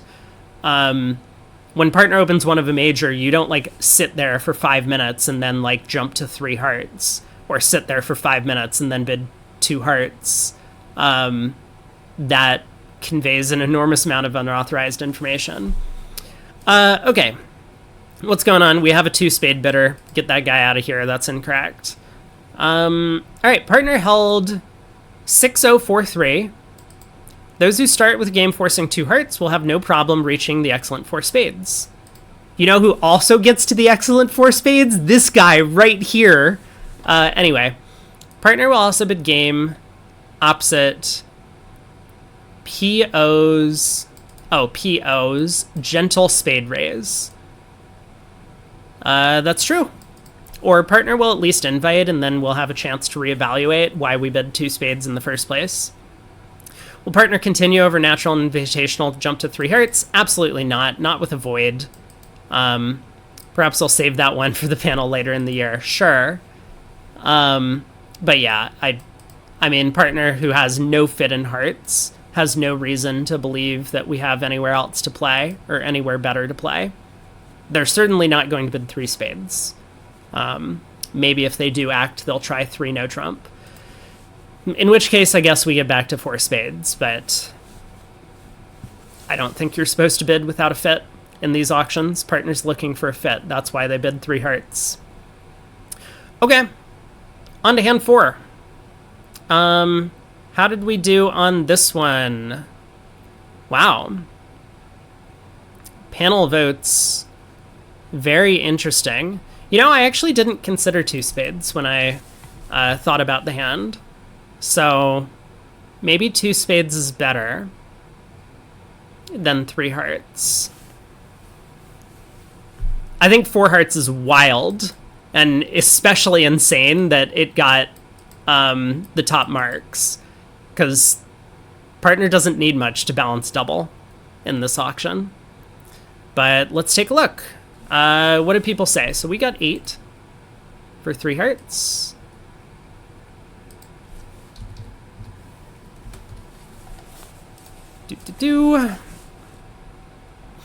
Close to a 3-way tie on the panel, and with neither side emerging from the debate as a clear winner, the 2 most popular choices both score 10. Fine. Biased. Another good hand for competition entrants, with more than 2/3 scoring at least 8. Let's start with those panelists supporting the competitor's most popular choice, which was 3 hearts. 3 hearts showing a better hand than 2. 3 hearts, I don't want to bid no trumps with a singleton outside. Maybe I should settle for 2 hearts playing pairs, but it seems a bit of an underbid. That was kind of the conclusion I came to on the hand, is that 2 hearts is probably just not enough. Opposite, a lot of 11 to 13 counts, partner's not going to take another call, and we can make game. 3 hearts invitational, 3 hearts middle of the road, 3 hearts won't hang partner. Robson, I'm almost worth 4 hearts, but we want partner to double here with singleton, jack third, etc.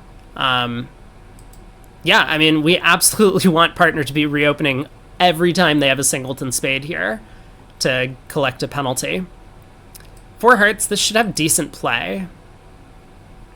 4 hearts, yes, partner can be weaker in 4th seat, but I don't think 3 hearts does my hand justice. So this was a match point hand, I remember. And at imps, absolutely, just bid 4 hearts with this hand, for sure. But at match points, you really have to protect partner, because with the opponent's vulnerable, you can't afford to just let 1 spade pass out and collect plus 100 against it. I think you really need to leave this double open and try and collect plus 200 in these spots. So anyway, 4 hearts, I don't need partner to hold more than singleton, ace king, 4th, 4 small, 4 small. Really? Is that enough?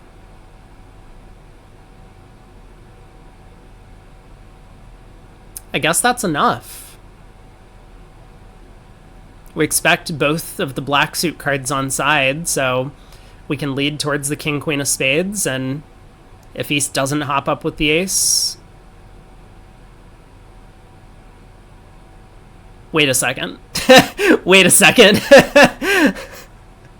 I mean, East will probably hop up with the ace, but...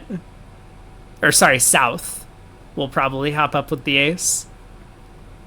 I think we need a little bit more than this for 4 hearts to make. This would be a good contract at imps, but at match points, I don't think we're quite there yet.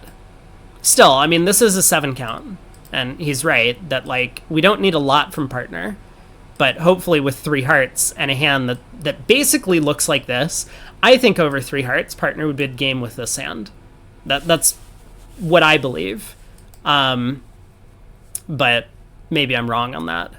Anyway, I think a lot of the discussion revolves around how light is partner reopening double. 4 hearts. I'll have to watch my hands very well after a double jump in such a suit, but I'm not willing to stop short of game. Sophia sums up the problem philosophically. 4 hearts. Opposite a bunch of average 12 counts, I would want to be in game. Okay, but with an average 12 count, partner's going to bid 4 hearts over 3. What? Okay, something like blah or blah. Sometimes I'll win, sometimes I'll lose. I wouldn't want to stick my head in the sand and bid only 3 hearts, as partner will pass far too often when game is good. I think a lot of this comes down to this question of how late is partner balancing here. And at match points, you're going to balance a lot more aggressively than you would at imps, just because of the nature of scoring. But also, most bridge players only play an enormous amount of imps. They just don't play match points. So I think these match point problems are a lot harder in general for generic expert players, since they just don't play a lot of match points. Anyway, I completely disagree with panel's 4 heart bid on this hand. 2 spades is an interesting choice, though, and I want to see what people say about that. 4 hearts, passing for penalties. at this vulnerability is, in my opinion, ridiculous. I agree at the 1 level. So I'll make the bid of those in front of my face. 4 hearts. 4 hearts. Inelegant looking, but I'm too strong for 3 hearts, and I don't want to bid 2 spades and later have partner correct from hearts, thinking that I have 2 places to play. Yeah, that's definitely a concern. And I think that's the reason why I kind of ignored the 2 spade bid, that generally, if you have a suit of your own, you would just bid it. The 2 places to play could be 3 hearts and 4 hearts. Yeah, I'm not really sure. Let's see what they say. 2 spades. When we bid a forcing 3 hearts on the next round, forcing feels optimistic. At least we'll show both points and some spade length. The double from partner does not guarantee heart length, but we have 5 of them. I mean, we're playing the hand in hearts. 2 spades, I plan to follow 3 major with 3 hearts. Nigel Kearney, 2 spades, I'm a bit too good to just invite in hearts, even opposite a balancing double. Most likely we're headed for 4 hearts, but I'll give partner some space in case they have a non-classic double. Some wanted to keep open the option of alternative game. 2 spades, I guess we will get to 4 hearts, although 3 no is possible. This is an easy start. The hand is too good to bid only 3 hearts. 2 spades, this may allow me to bid a forcing 3 hearts on the next round. I could then continue with 3 no. Marty Bergen, 2 spades, another overbid, hoping that all my black suit honors are working. Partner's a good hand with diamonds, such as blah. It could be crucial to play in 3 no rather than 4 hearts.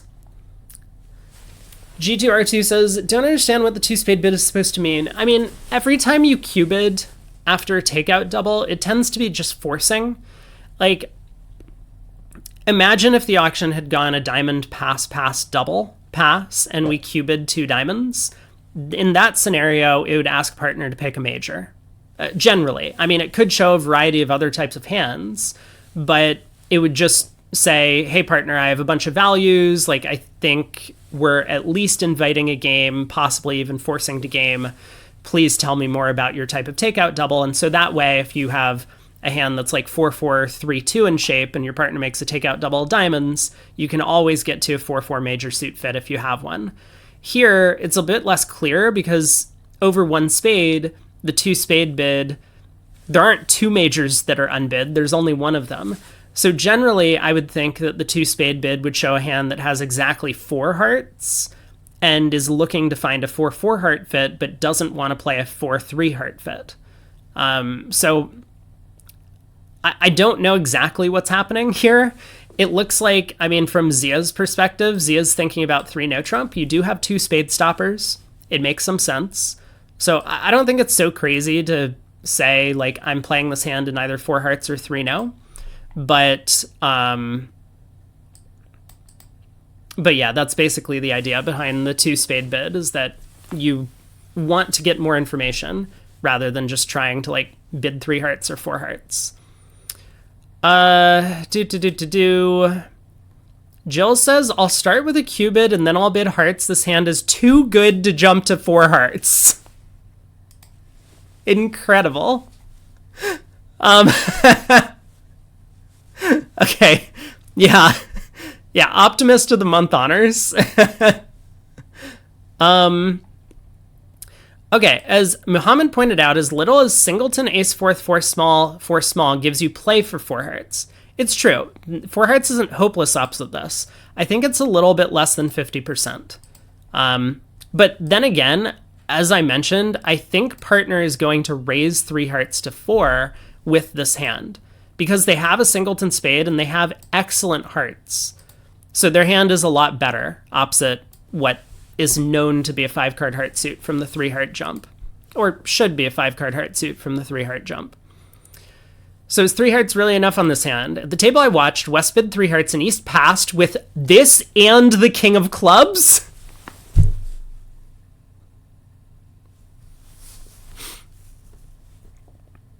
What was this from? Did he say at the start what this hand was from? He didn't. I want to know who at the table passed 3 hearts with this hand. This is crazy to me. They thought they were making a direct seat takeout double. I mean, balancing, I think the general idea is that people say is in balancing seat, you borrow a king from partner's hand. So this hand would be kind of a minimum in terms of balancing. I mean, it's great in terms of honor structure and shape, but you borrow king and you get up to a 10 count, and this is like basically your normal takeout double, 4x1 with 10, ace, king, king. Here, you have like a king extra. So when partner invites, you accept. This is not a difficult problem at this point. All right, even though there is a trump loser, 4 hearts was an easy make. I mean, of course, partner has the king of clubs extra.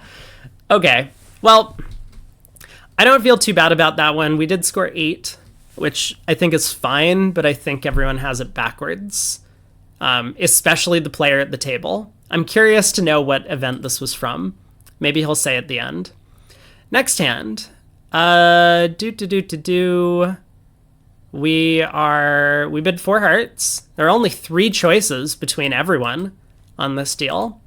We get 10 for 4 hearts. There we go. All right, 4 hearts. So this was the hand where our right hand opponent bid kind of a gambling 3 no trump. And playing at imps with both vulnerable, I was just like, I don't know who's making what, let's just bid, right? Which I think is kind of the reasonable decision at imps. I think I was bidding 4 hearts as a sacrifice, mostly. But let's see what people say. Brad says, also did poorly on a match point balancing decision on the weekend. Is that because you bid your standard 3 no trump and it was not just quiet this time? It was a little bit louder than usual. With only 3 options to choose from which to choose, many make short work of this one, and as the first of 3 deals in the set that produce a big majority vote of the panel. Holding exactly what we've shown with our previous bid, I thought this might be the view of more. Oh, pass. With my minimum, I have nothing to say. It's true. For a few panelists and half of the competitors, this is a lead problem, either against 3 no trump. Pass, let's lead the spade ace if they stick it. We had the heart ace, right? Yeah, so I guess the ace of spades is a little bit better than the 10 of spades. We can always go ace of spades, 10 of spades, get in hearts, and play a 3rd spade. Which is true. 3 no could go down. I think I mentioned that. Brad says match points 4-2, 4-3, 2 diamonds. I assume weak. Pass, pass, double. Pass back to us. And we have what, 14? Well, oh, 2 diamonds is intermediate. Okay, I see. So did you bid 3 no, Brad? Because I could see you doing that. I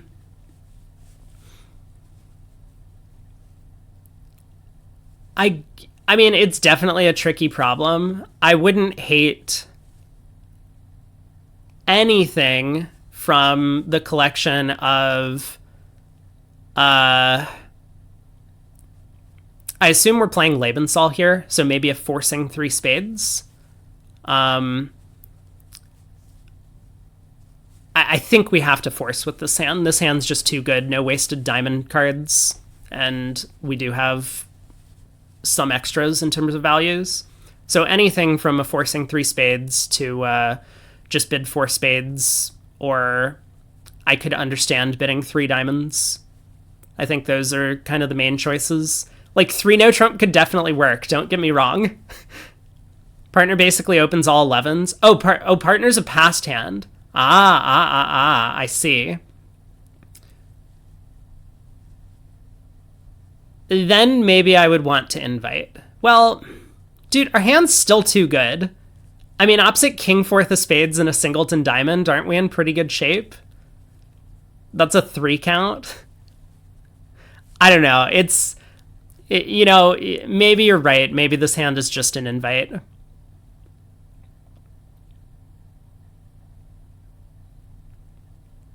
king fourth of spades and a singleton diamond. Hold on. I mean, we have like a diamond, a club, and a heart to lose. The heart finesse is likely working.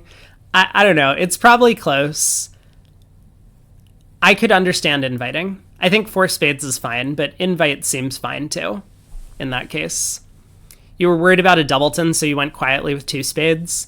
It feels a bit underwhelming. I can see where you're coming from. I don't think it's like so crazy. You could have been right. Three diamonds pass double gives you an obvious four spade bid. Yeah. It's true. It's true. All right, what's going on in this hand? Back to the deal.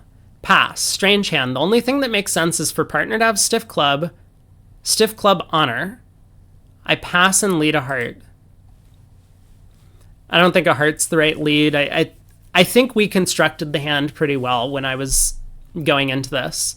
I'm pretty sure that South has a heart stopper and long clubs. I think partner's void in clubs. But we'll find out, right? Because, you know, we have points, partner has points, South has points, and so theoretically North has points too. But that can't all be the case. So I think the construction we came up with was North has like honor third of clubs and out, and was trying to be a little bit cheeky, like getting the club lead. Maybe North has king third or ace third of clubs, or even king queen third is possible.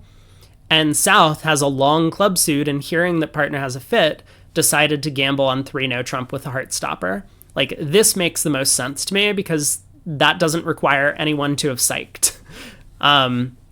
Like, South can't have a 20 count and we have 10 and partner has 10, North has 0, right? Like, that's just impossible. So, okay, keep going. Schenken, double, who knows? I can defend or partner can pull. Incorrect, partner cannot pull. If it goes all pass, I will lead the spade ace. I think the ace of spades is the right lead. Double, partner opened the bidding, so I don't think they're making game. Also incorrect. I think they're making game. But we'll see. We'll see who's right at the end. The rest see the hand completely differently. A few raise the question of what partner's 3 hearts means. I did ask that. 4 hearts. I don't know the difference between partner passing and bidding 3 hearts. However, I'm not about to let the villains play what might be a cold 3 no trump. Any outstanding heart honors rate to be on side, so we might have good play for game anyway. Yeah. 4 hearts. You haven't given us the vital information as to whether 3 hearts is partner's weakest action or not. I would assume that's the weakest action. I was hoping the panel would tell us. This is the silly part about this bidding contest, is that like he throws out these problems and doesn't give explanations to what partner's bids mean or what the opponent's bids mean. And then he's just like, oh, I hope that the panel will be able to tell us what this means. And then the panel's split, and then he just assigns random scores. Okay. I'll bid 4 hearts as a 2-way shot on the premise that parts shorten clubs and the heart finesse is working. 4 hearts. Undisciplined, I'm afraid, but it doesn't sound as if partner has much in clubs. What was 3 hearts? I've been having that conversation a lot recently. Which is weaker, pass or 3 hearts? First of all, what does 3 hearts mean? In our methods, it shows minimum opening values. We can double, but it's probably a waste of time as the opponents will retreat to 4 clubs. I think they're making this. If our heart finesse has to be taken, we know it's good. So let's take our chance in game with no wasted values opposite the marked club shortness in partner's hand. We picture something like King Jack 4th, Queen Jack 5th, King Jack 3rd, singleton. Brad says, like to play then part scory deals, you're not forced to the level you forced to. So that means because we haven't forced to game, and because the opponents haven't forced to game, which I guess they never could in this auction, 3 hearts shows what? Is it an offensive minimum? Or is it a 6th heart? What is 3 hearts then? Because it probably should still be defined as something. Like, there is a distinction between pass and 3 hearts, I would imagine. I think standard would be to play that you're forced to 3 hearts in this auction, and therefore 3 hearts is the minimum. But yeah, if you have the agreement that you're not forced to 3 hearts, then it probably should be something else. My partner probably has a weak hand with shortness and clubs. The heart finesse is okay, so 4 hearts it is. 4 hearts. It's always risky to trust the opponents, but it sounds like partner has a minimum opening with a singleton club, and the heart finesse is working for us. I hope partner has something like king queen third, queen check fifth, king 10 fourth singleton. If I double, I'll have to guess the right lead, or they'll rattle off at least 7 to 8 tricks. There isn't a guess. There's no guess. The right lead is the ace of spades. Good talk. A couple of panelists mentioned the potential danger of finding the wrong lead if you choose to defend. Deweese, partner will be minimum with short clubs. It's no surprise that we might do better defending, but I'm not risking a wrong lead to see them take 9 tricks. My alternative is to double, hoping to push them to 4 clubs and then defend that. I just don't think they're running on this auction. I mean, maybe our left-hand opponent will run because they're so weak. I suppose it's possible. Brad says this specific hand, it seems artificial because partner can't really have club wastage when the 3-no bid comes in. But conditioning the meaning of the auction on your hands is a bit squiffy. Yeah, that's true. I think a lot of people do that sometimes. And there are cases where it can work if it's very clear. You know, like double is either short or long trumps, and partner will always figure it out because partner has the opposite. But not in this case. All right, 4 hearts. All the leads are dangerous against 3-no, so I bet on 10 easy tricks. Robson, 4 hearts. I could double, but partner seems marked a singleton club, in which case any minimum should give us play for 4 hearts. Leading versus 3-no trump doubled. I'd guess to open a diamond.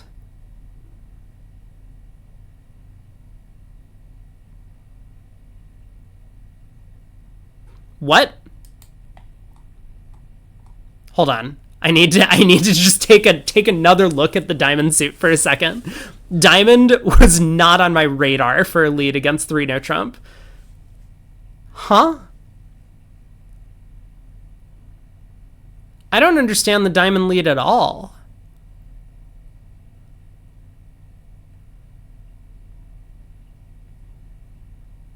I mean, maybe he is just guessing.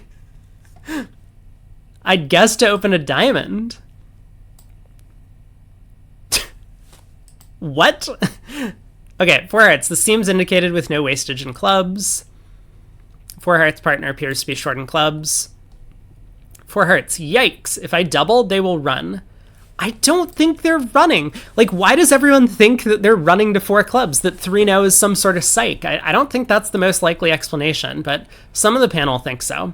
So I'm not doubling and not passing. 4 hearts. If they really have a heart stopper, my ace is well placed. Partner didn't make a game try, but assuming she has a stiff club, I still like my chances in 4 hearts. 4 hearts. If the opponents were not in the auction, you'd be happy to stop in 3. Now we're dealing with a 30 high card point pack, so the heart game will be worthwhile. 4 hearts. Good 2-way shot. Maybe we can make 4 hearts. If not, it may turn out to be good save against their making 4-no trump. I think this is the best description of the problem. Brad says, think the diamond lead is an attempt to not give up the game-going trick to the spade king. If they only have 7 clubs and a diamond on her, you might still be able to pump a major suit through them. I mean, but a diamond lead is equally likely to give up a trick as a spade, right? I think. I don't know. I hear you that, like, you're trying to offer an explanation, and, like, it is a bit of a gamble. But generally when you're gambling, you try and gamble on the suit where you have the most strength because then you need less from partner. So that's why I'm just confused as to why we gamble on a diamond as opposed to a spade. 4 hearts. Presumably 3 hearts was partner's weakest action, so this looks like a violation of bidding the same values twice. But with 3 small clubs and likely all working cards, this has 3 ways to win. They were making, we are making, or both make. Yeah. I mean, these last 2 comments sum up the problem exactly. And this is the issue with imps, that a lot of game decisions at imps are actually relatively straightforward. So I'm a little bit surprised that the panel, that a lot of the panel got this one wrong, which is that if you don't know who's making, you should bid game. And that's really how you summarize this problem. Like 4 hearts is automatic because we don't know who's making what. They could be making 3 no trump. We could be making 4 hearts. Both contracts might go down, but like it's not the same payoffs as at match points. If both contracts go down, we lose a handful of imps by bidding game. If both contracts make, we win way more than a few imps for bidding game. So you need to be absolutely positive that both contracts are going down before you shift the mathematics in favor of passing in situations like this.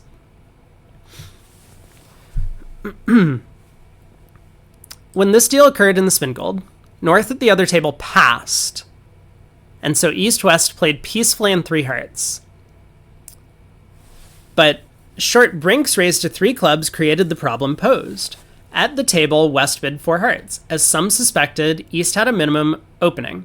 However, the spade queen was singleton, and as expected, South had king jack third of hearts, so that was plus 790 and 12 imps. Leading a low heart gives Declare an 8th trick in 3 now, and anything else holds him to 7. But that would still be small recompense. If you double, they might run to 4 clubs, which is 1 down, and you would again be faced with the same bid, defend decision. Well judged by most of the panelists, half the competition entrance. Okay. Yeah, so if I was familiar with my opponent, like Brink is hyper aggressive with preempting. And so knowing that about him, this would make the 3 club bid a lot more likely to be exactly what I had imagined, which is this like king third of clubs and out, right? He really wants to direct the opening lead. He really wants to get in the way of the opponent's system.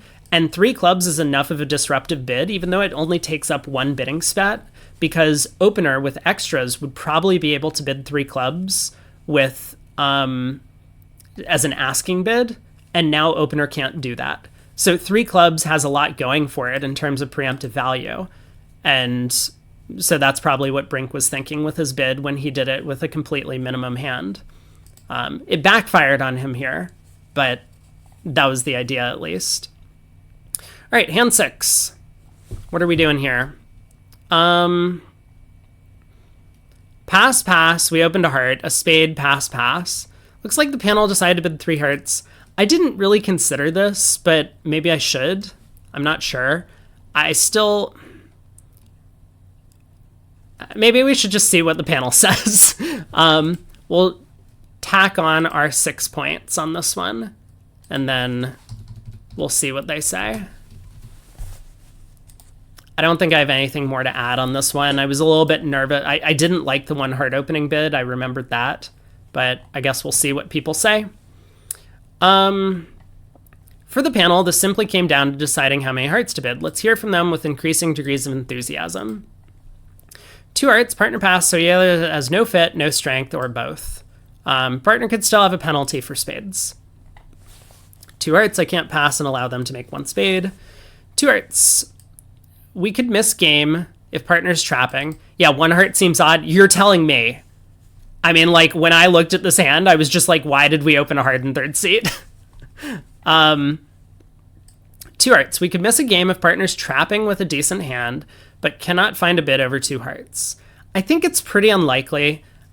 If partner has a decent hand and is trapping, they would probably do something over 2 hearts, but maybe not. I think a jump to 3 hearts is too much and will cause partner to raise too often when it doesn't make. I didn't actually think about hands. Maybe I should have constructed hands. I'm not going to do so now. 3 hearts. Again, middle of the road. Myers. I don't have quite enough to jump to 4 hearts on my own. There's another way to get to 4 hearts with this hand, Jill. It doesn't have to be at your 2nd turn. Conservative because it's match points. It might be quite a good hand to bid like this. Vulnerable versus not. Some address the possibility that partners passed with a penalty double spades. 3 hearts, I'm not reopening with double on this hand. Exactly. 3 hearts, don't like defending. 3 hearts, I'm not doubling 1 spade, and 2 diamonds sure ain't this hand either. For me, the only alternative is 2 hearts. 3 hearts. It is possible that partner has a trap hand with spades, although I would not want to defend with this hand. For game to be good, I will need the diamond king and the heart jack, or a heart split with some fit from partner. 3 hearts is not a weak bid, so I'm guessing he would accept the invitation with the right hand. Diamond king and the heart jack. We have 2 black suit losers and a heart loser. Yeah. Yeah, maybe the panel is right that 3 hearts is the better choice. I could believe that. I guess I was mostly nervous at the time that this was not our hand and that the opponents might have a big spade fit. Anyway, 3 hearts. It sounds like partner has spades and is trapping. I have no interest in defending 1 spade doubled, but partner's hand might be weak or terrible for offense. 3 hearts is a strong bid, and although we might miss a cold game at match points, I'll risk that. Opposite of past hand, I definitely would have opened 4 hearts. Finally, someone with some sense. There we go. I think I agree with this point, that I would absolutely open 4 hearts with this hand. Okay. 3 hearts. This might discourage North from bidding again, or perhaps encourage partner to raise with something like 4-1-3-5. Ace of spades, jack of hearts. It's possible. David Bird, with these hearts, bidding diamonds would be senseless, so it's between 3 and 4. Still in the lap of the gods because partner will value the diamond king and club queen equally. He may also have values in spades with not much outside. Deweese, 3 hearts. Partner might pass with 4 hearts making, and then I blame match points for this bid. 2 hearts cannot be right, as it may be important to take away their bidding space. I think that's a good point that I didn't spend enough time thinking about.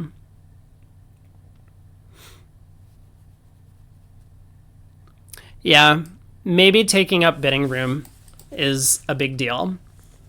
I'll look at your hand in a second, Brad, once I finish this one. I'm between 3 hearts and 4 hearts. Either the player on my left bid 1 spade with a monster, or my partner has the spades and 0 to 2 hearts. Either way, 3 hearts is okay. 3 hearts, straight to the point. I want partner to raise with something prime. Don't want to go lower and make it easier on the opponents. Just a few who went the whole hog. Is this like some British expression that I don't understand? Went the whole hog? 4 hearts, the practical choice. 4 hearts looks right, 3 hearts is not enough. I think I made the comment at the time that we haven't learned anything new on this auction, so 4 hearts can't possibly be the right action at this point in time. Because if we wanted to bid 4 hearts, we should have done that at our first opportunity, and we got no new information. We know the opponents have spades already, and we know that partner doesn't have a heart fit already. So bidding 4 hearts here is just like admitting we made a mistake on the first round. Did the panel get good marks for 4 hearts? Yeah, this seems backwards to me. 2 hearts should definitely score better than 4 hearts because 4 hearts is effectively saying that we made an error on the first round. 4 hearts, I'll take a chance. Columbus did, and look what happened. What is he even saying? Is he saying that we're going to discover a new continent by bidding 4 hearts with this hand? Was that the implication? We kind of hate the situation. Why not open 4 hearts? It seems obvious in third seat.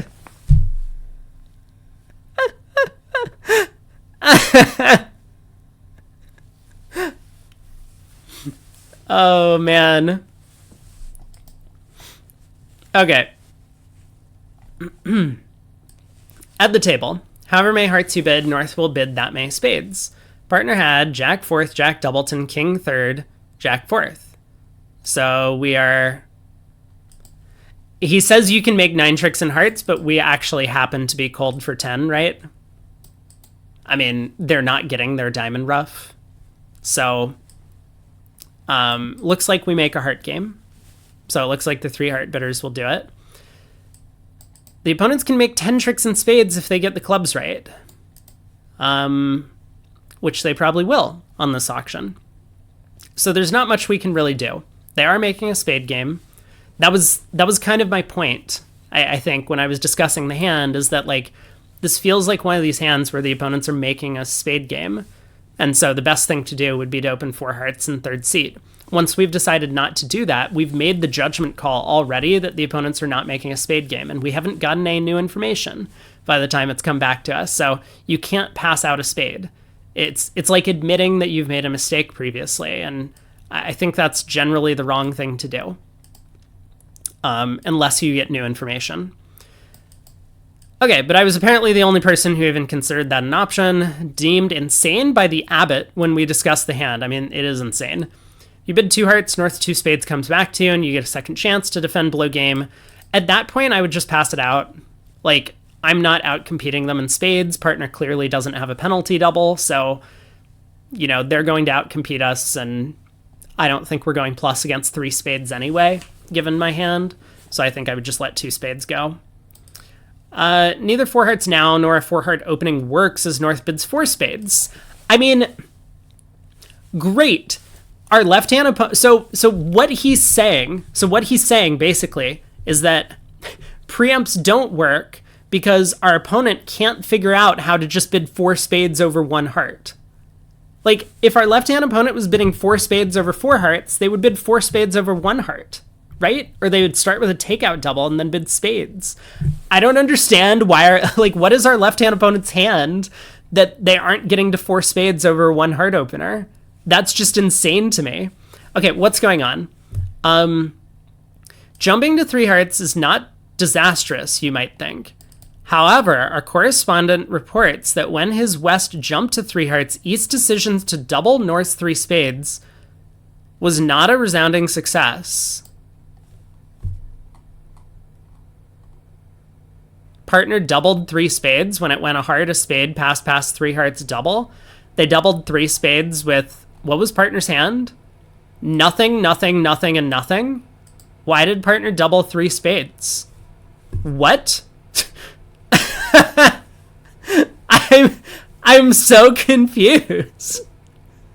What happened on this deal? Should East perhaps bid 1 no on the first round? I don't think so, not with 3 jacks. I don't think it's so bad, but it's probably not ideal. Almost half of competitors match the panel's majority verdict and collect maximum marks. I guess I retroactively like the 3 heart bid. I mean, 4 hearts is definitely worse than 2 hearts. So they got the marks wrong on that. But I think opening 1 heart scores 0. So okay, on to the next. Board 7. This was the clear negative double after. Oh, I should look at Brad's hand. Brad said a spade pass, and we're 0, 5, 4, 4. We are unfavorable. I don't know. How upset are we defending a spade doubled? I have my double, so I don't feel too bad about defending a spade doubled.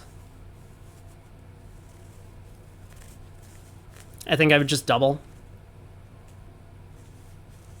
I guess second choice is to balance with 2 hearts.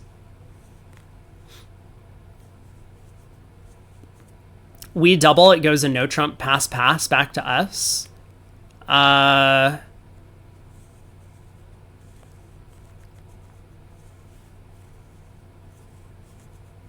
Fascinating. So partner doesn't have anything. I mean, the opponents could have missed a game. I think the opponents have done well, but I can't really do anything here. If I double again, partner's probably going to pass. So I think we have to just let a no trump go.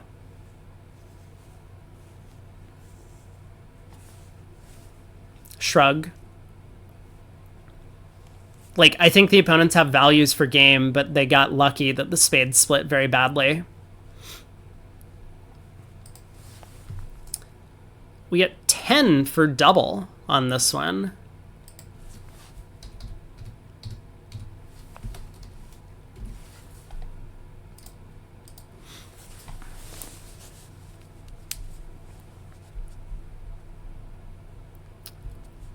Brad was on the horse. What's the horse? You doubled again?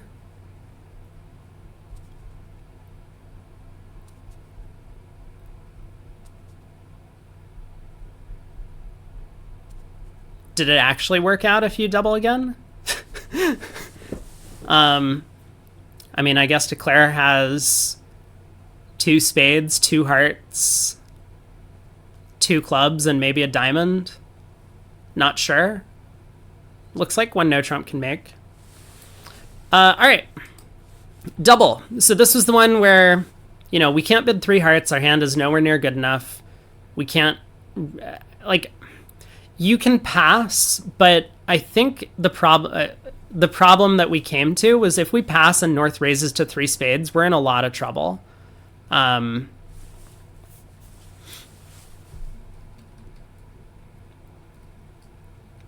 Declare has 18, but they covered the Jack of Hearts. Oh, that's true. Yeah, they might lose one of their heart tricks. I mean, they might get a diamond trick, though. I guess it depends. They might get 3 clubs. Yeah, it all depends. But well done. So what? You got plus 100? There were some passers. 4 hearts.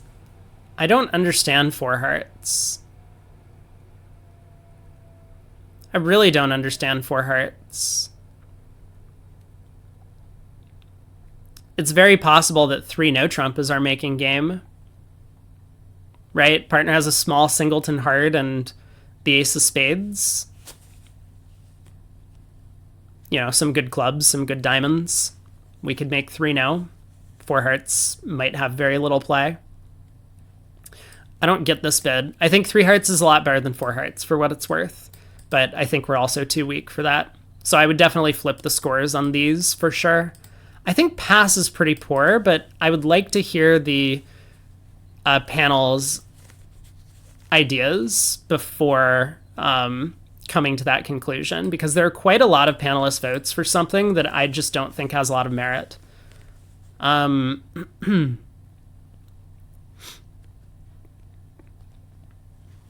Okay, double. 3 hearts would be game forcing, so I want double and bid a non-forcing 3 hearts. Seems clear.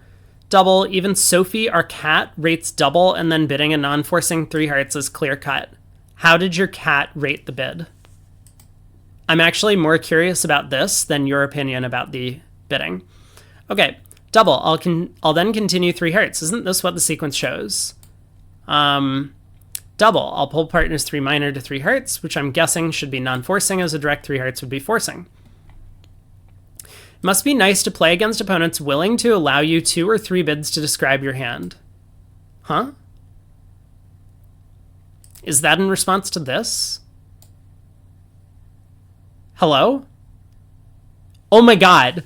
I know exactly what happened. Okay, I know exactly what happened based on the guy's comment. This guy is so results oriented. And yeah, it's a huge problem. We start with double and our left-hand opponent is going to preempt in spades by bidding 3 spades or 4 spades here. Like, sure. I mean, the whole point is that we can't describe our hand with 1 bid. We have to start with double. And then when partner bids 3 of a minor, we bid 3 hearts. That's our plan. The plan might change if we can't bid 3 hearts next. But this guy's like really angry about this. You can tell he's angry because he gives the passive-aggressive smiley face with the blushed cheeks at the end. That is such a passive-aggressive emote. In case you're wondering, for all people who don't understand emoticons, this one has a very clear meaning. Passive-aggressive. Good. Learning with Rob. Double. I start with a negative double and then bid hearts.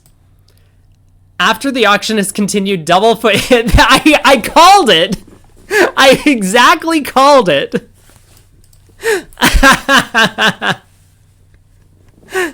Man. All right. Double. I can't really force this to game via 3 hearts. Double and then 3 hearts will be best when... But he doesn't bitch about Robson because they live in the same country. Talk about favoritism here. Wow. All right, double. 3 hearts would be game forcing. Pass is not in the picture, so double and bid hearts next is our only option. Double and then hearts forever. I'm afraid that a direct 3 hearts will get us too high. Last word from the majority goes to the man who knows the hand. Double. The intention is to then bid a non-forcing 3 hearts in the next round. This is what I did when I held the hand at the table, and it worked horribly for me. So I will try it on paper and see if I do better. I'll be interested to hear what the panel think. If at first you don't succeed, this is respect. Like, I respect this, right? Here's a guy who was like, I submitted the hand. Okay, first off, he's cheating by submitting the hand, but he came up with the right plan, which I think is clearly correct, and also got awarded the majority votes, probably because the panel was pretty unanimous in their decision. But like, it worked out badly, and yet he's still willing to defend the action by trying it again next time, because like, he's convinced this is the right thing to do, and it is the right thing to do. All right.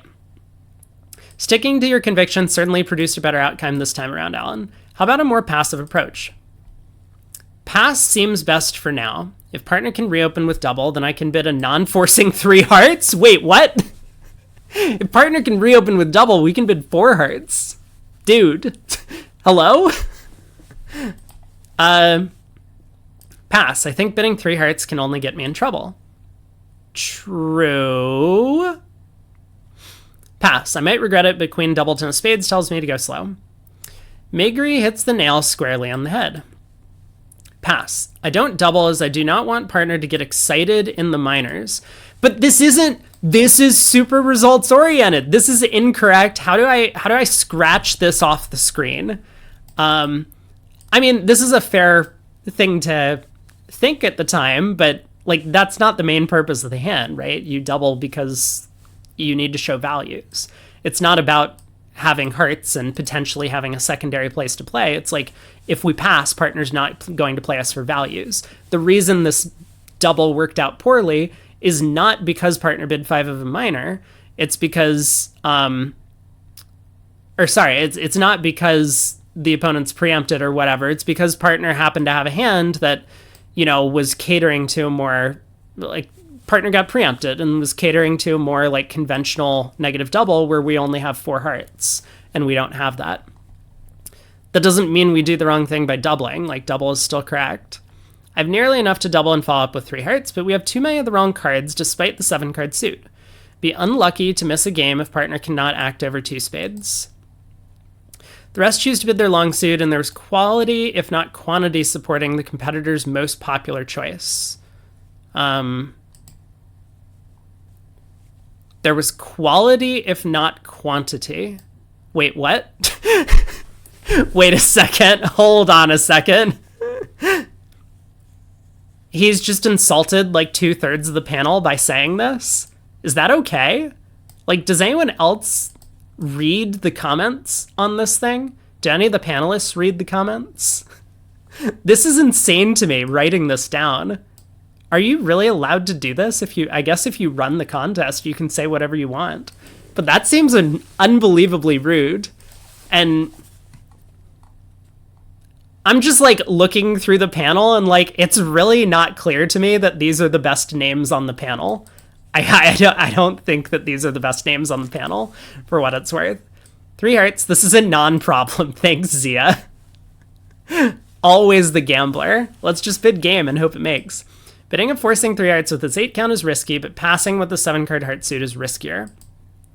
This was my first choice when presented with the problem. 3 hearts. Seems bad. 4 hearts, my best guess. 7-card suits are rare and must not be ignored. I'm not passing nor doubling, and 4 hearts should be weaker than 3 hearts, followed by 4 hearts. The 4-heart bid may also cause North to misjudge whether or not to bid 4 spades. 3 hearts would show a stronger hand. Double doesn't work if partner has the minors, and passing is for cowards. Barnett highlights the problem with the majority choice. 4 hearts. I could try double and then 3 hearts, but it seems quite possible that I will not get the chance to complete my description of the hand. I don't like 3 hearts. I agree. Also don't like 3 hearts. Partner held. Singleton ace, singleton king. King queen 10 7th, king 9 4th. And I'm told that 4 hearts was making, although 4 spades was a cheap save. As Alan revealed at the table west, he duly started with double, planning to bid hearts next time. However, when North raised spades, partner not unreasonably judged that with values opposite, bidding on was right. Seems very reasonable. Suffice it to say that 5 diamonds doubled did not produce a plus score. Wow, we got ripped in 5 diamonds? How did that happen? That seems kind of unbelievable to me. The opponents have no diamond honors. How did we get cracked in that contract? Huh. What about alternatives? Maybe passing would discourage... Okay, this is all stupid. Ignore this. Like, I'm just not even going to read it. I mean, preempts work sometimes, and you have to guess, right? If we pass, and partner has 4 hearts and a stiff spade, and it goes 4 spades, what is partner supposed to do? Partner's just going to pass it out, and we miss our 11-card heart fit. So partner could have 3 hearts. We miss a 10-card heart fit. Doubling on the first... I mean, taking some action on the first round seems better than pass to me. So I think that much is clear. And, you know, 3 hearts does feel overly ambitious. 4 hearts, kind of for a similar reason. We've just bypassed 3 no trump. So I think double is pretty clear. I mean, we got 10 points for it, but there were a lot of dissenters among the panel. All right. Last hand, we get 10 for 2 spades. So ultimately, what did we get? 69? Did I do the math right? Oh my god, we're so good at this. A diamond, we bid a heart, partner bid a no trump, and it's back to us. We'd kind of discussed earlier, I think partner should be bidding a spade with 4 here. I think that's really important system-wise. But I'm curious to hear what the panel says about this, because I don't think that most experts play this, and I have no idea why. It seems like very clearly correct to play that 1 spade over 1 heart in this auction shows 4.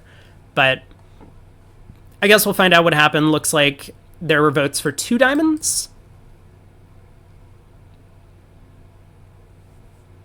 Interesting. I guess the point is we could bid 2 diamonds and then bid 3 hearts next. And maybe partner will get the idea that we're looking for fitting heart card.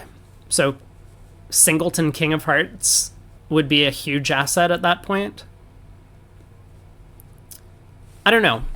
I wonder what 2 diamond bidders say. There are a couple of 3 heart bidders, which I think was the main alternative to 2 spades. We finish our 3rd big majority vote from the panelists. However, this was a tough hand for competitors, with close to half choosing a bid that received no support from the panel. 2 spades, normal to me. Very, very, very upgradable hand. That's 3 varies. Very proud of this hand. I am too. Blah, blah, blah, blah, blah. Okay, Robson says partner could easily have 4 spades in his house. This must logically be forcing in principle. Seems reasonable. Deweese says natural and invitational partner can still have 4 spades. So there's no discussion of why partner can have 4 spades. I know that everyone plays 1 spade here shows 5. It seems insane to me. I don't get it. Like, how do you get to your 4 fits? Especially when, like, responder is, you know, like a 10 count and opener has a Flannery hand. I don't think opener is bidding 2 spades with 4, 5, 2, 2, 12. I think partner's just, or not opener, overcaller. I think overcaller just passes a no trump with that shape, and you miss out on your spade fits. If you only have 4 spades, you could double, but 4, 5, 2, 2, you would always overcall heart, right? I mean, this is relatively popular. There are definitely players who disagree and who will make a takeout double with 4, 5 in the majors, but I think everyone with 4, 5, 2, 2 would double. Oh, over partners and no trump. We could just double partners no trump. I see. Good meme. Yeah, so I don't know. Or Advancer could double over our heart overcall. Yeah, very nice. That would work. I don't get it. I know my students would ask me if this is reverse. Blah, blah, blah. Everyone says partner can have 4 spades. Hanoi highlights a potential downside of 2 spades. What to do if partner just gives simple preference to hearts? 2 spades. There's a chance partner holds 4 spades. If he supports hearts at the 3 level, I'll have a hard time passing. Really? I don't know why this is a downside. Why is this a downside? Anyway, Nigel Kearney. Good shape and honors and long suits makes this enough to invite game. 2 spades is the best way to start doing that. Partner might have 4 spades, and even if not, 2 spades followed by 3 hearts will allow partner to assess how well his cards are working. 2 spades, pretty good hand. I just need something like king fourth for game to be playable. A couple of panelists mentioned the alternatives. 2 spades, this shows the same values as 3 hearts, but describes my shape better. Seems to me that a 2 diamond Q should be game forcing and therefore is too much. Ah, people want game force. Yeah, our hand's not worth a game force. I didn't really consider that. I don't think 2 diamonds should be game forcing. Maybe it should. I don't know. No need to speed up. The taxi we ordered has not arrived yet. Are they, are they saying that because it's the last board? Or is this in response to, does this have some context for the hand? Most of the times we show 6-4. The only 5-4 2 diamond cubed would be preferred. Interesting.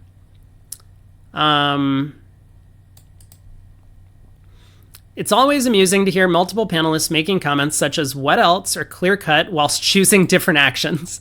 Zia. I mean, of course Zia is going to be very stubborn in his decision making and also make decisions that no one else agrees with most of the time. Christian Mari, 2 diamonds. This should show 4 spades and 5 or more hearts in a good but not game forcing hand. I don't understand why this should show 4 spades. Like, what do we do if we are 3-5-1-4 with a 16 or 17 count? Or even 3-5-4-1, right? Like, we don't want to make a takeout double the first round. Let's say our hand is just super maximum. I think those sorts of hands bid 2 diamonds. I mean, maybe not 3-5-4-1. Maybe we just raise 1 no to 2 no. But we could easily be looking for a 4-3 spade fit. I don't know. Anyway, I don't think it's so clear that 2 diamonds shows 4 spades. All right, this Q bid is 1 round force and shows at least an opening bid. If partner bids 2 spades, I'll raise to 4. Otherwise, settle for 3 hearts. 2 diamonds, a wide range of contracts could be right. I feel like 2 hearts would be an underbid. Agree. I'd like to investigate game, but I will pass 2 hearts if that is all he can bid. I think this is okay. This is kind of the upside to 2 diamonds, is that we can play at the 2 level. An alternative would be 3 hearts, but then partner won't know if our club or spade values are significant. A couple chose that alternative way to show similar values. 3 hearts, partner has indicated about 9 to 11. Invitational jump looks right. 3 hearts at this form of scoring, where the plus scores king. I'll show my age by taking the low road. The low road of 3 hearts, huh? It's a very tricky hand. Upset as little as jack third, 10 doubleton, ace fourth, 4 small. You want to play in 4 hearts. At the table, partner had significantly more. King third, singleton, queen jack fourth, king 10 fifth. But you still did not want to venture much beyond 2 hearts. Although heavily outnumbered, I'm still not totally convinced that the 2 diamond bidders do not have the best case.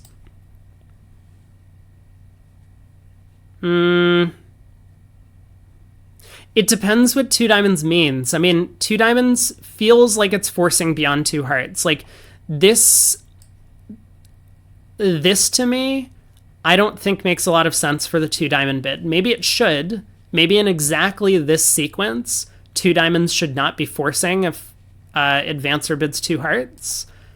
But generally, when you Q bid a suit in an auction where you haven't found a fit yet, it's forcing for 1 round. That's the normal agreement. So I think it would be nice if we can bid 2 diamonds and have our cake and eat it too, and just get to 2 hearts when it's right and also create a force when it's right. But we can't do both, I don't think. The East hand would perhaps have made an interesting problem after 2 diamonds. Would a majority just bid 2 hearts? Perhaps everyone is destined to get too high on this poorly fitting combination. I think so. Leading the panel this month are Jill Myers and David Bird, both with perfect scores. Alan Mould, Larry Cohen, Miguel Villas-Boas, both 76, complete February's podium. We finished at 69, which is right up there with Sunderland and Mari. And it looks like we're about in the middle of the panel, maybe a little bit below average for the panel.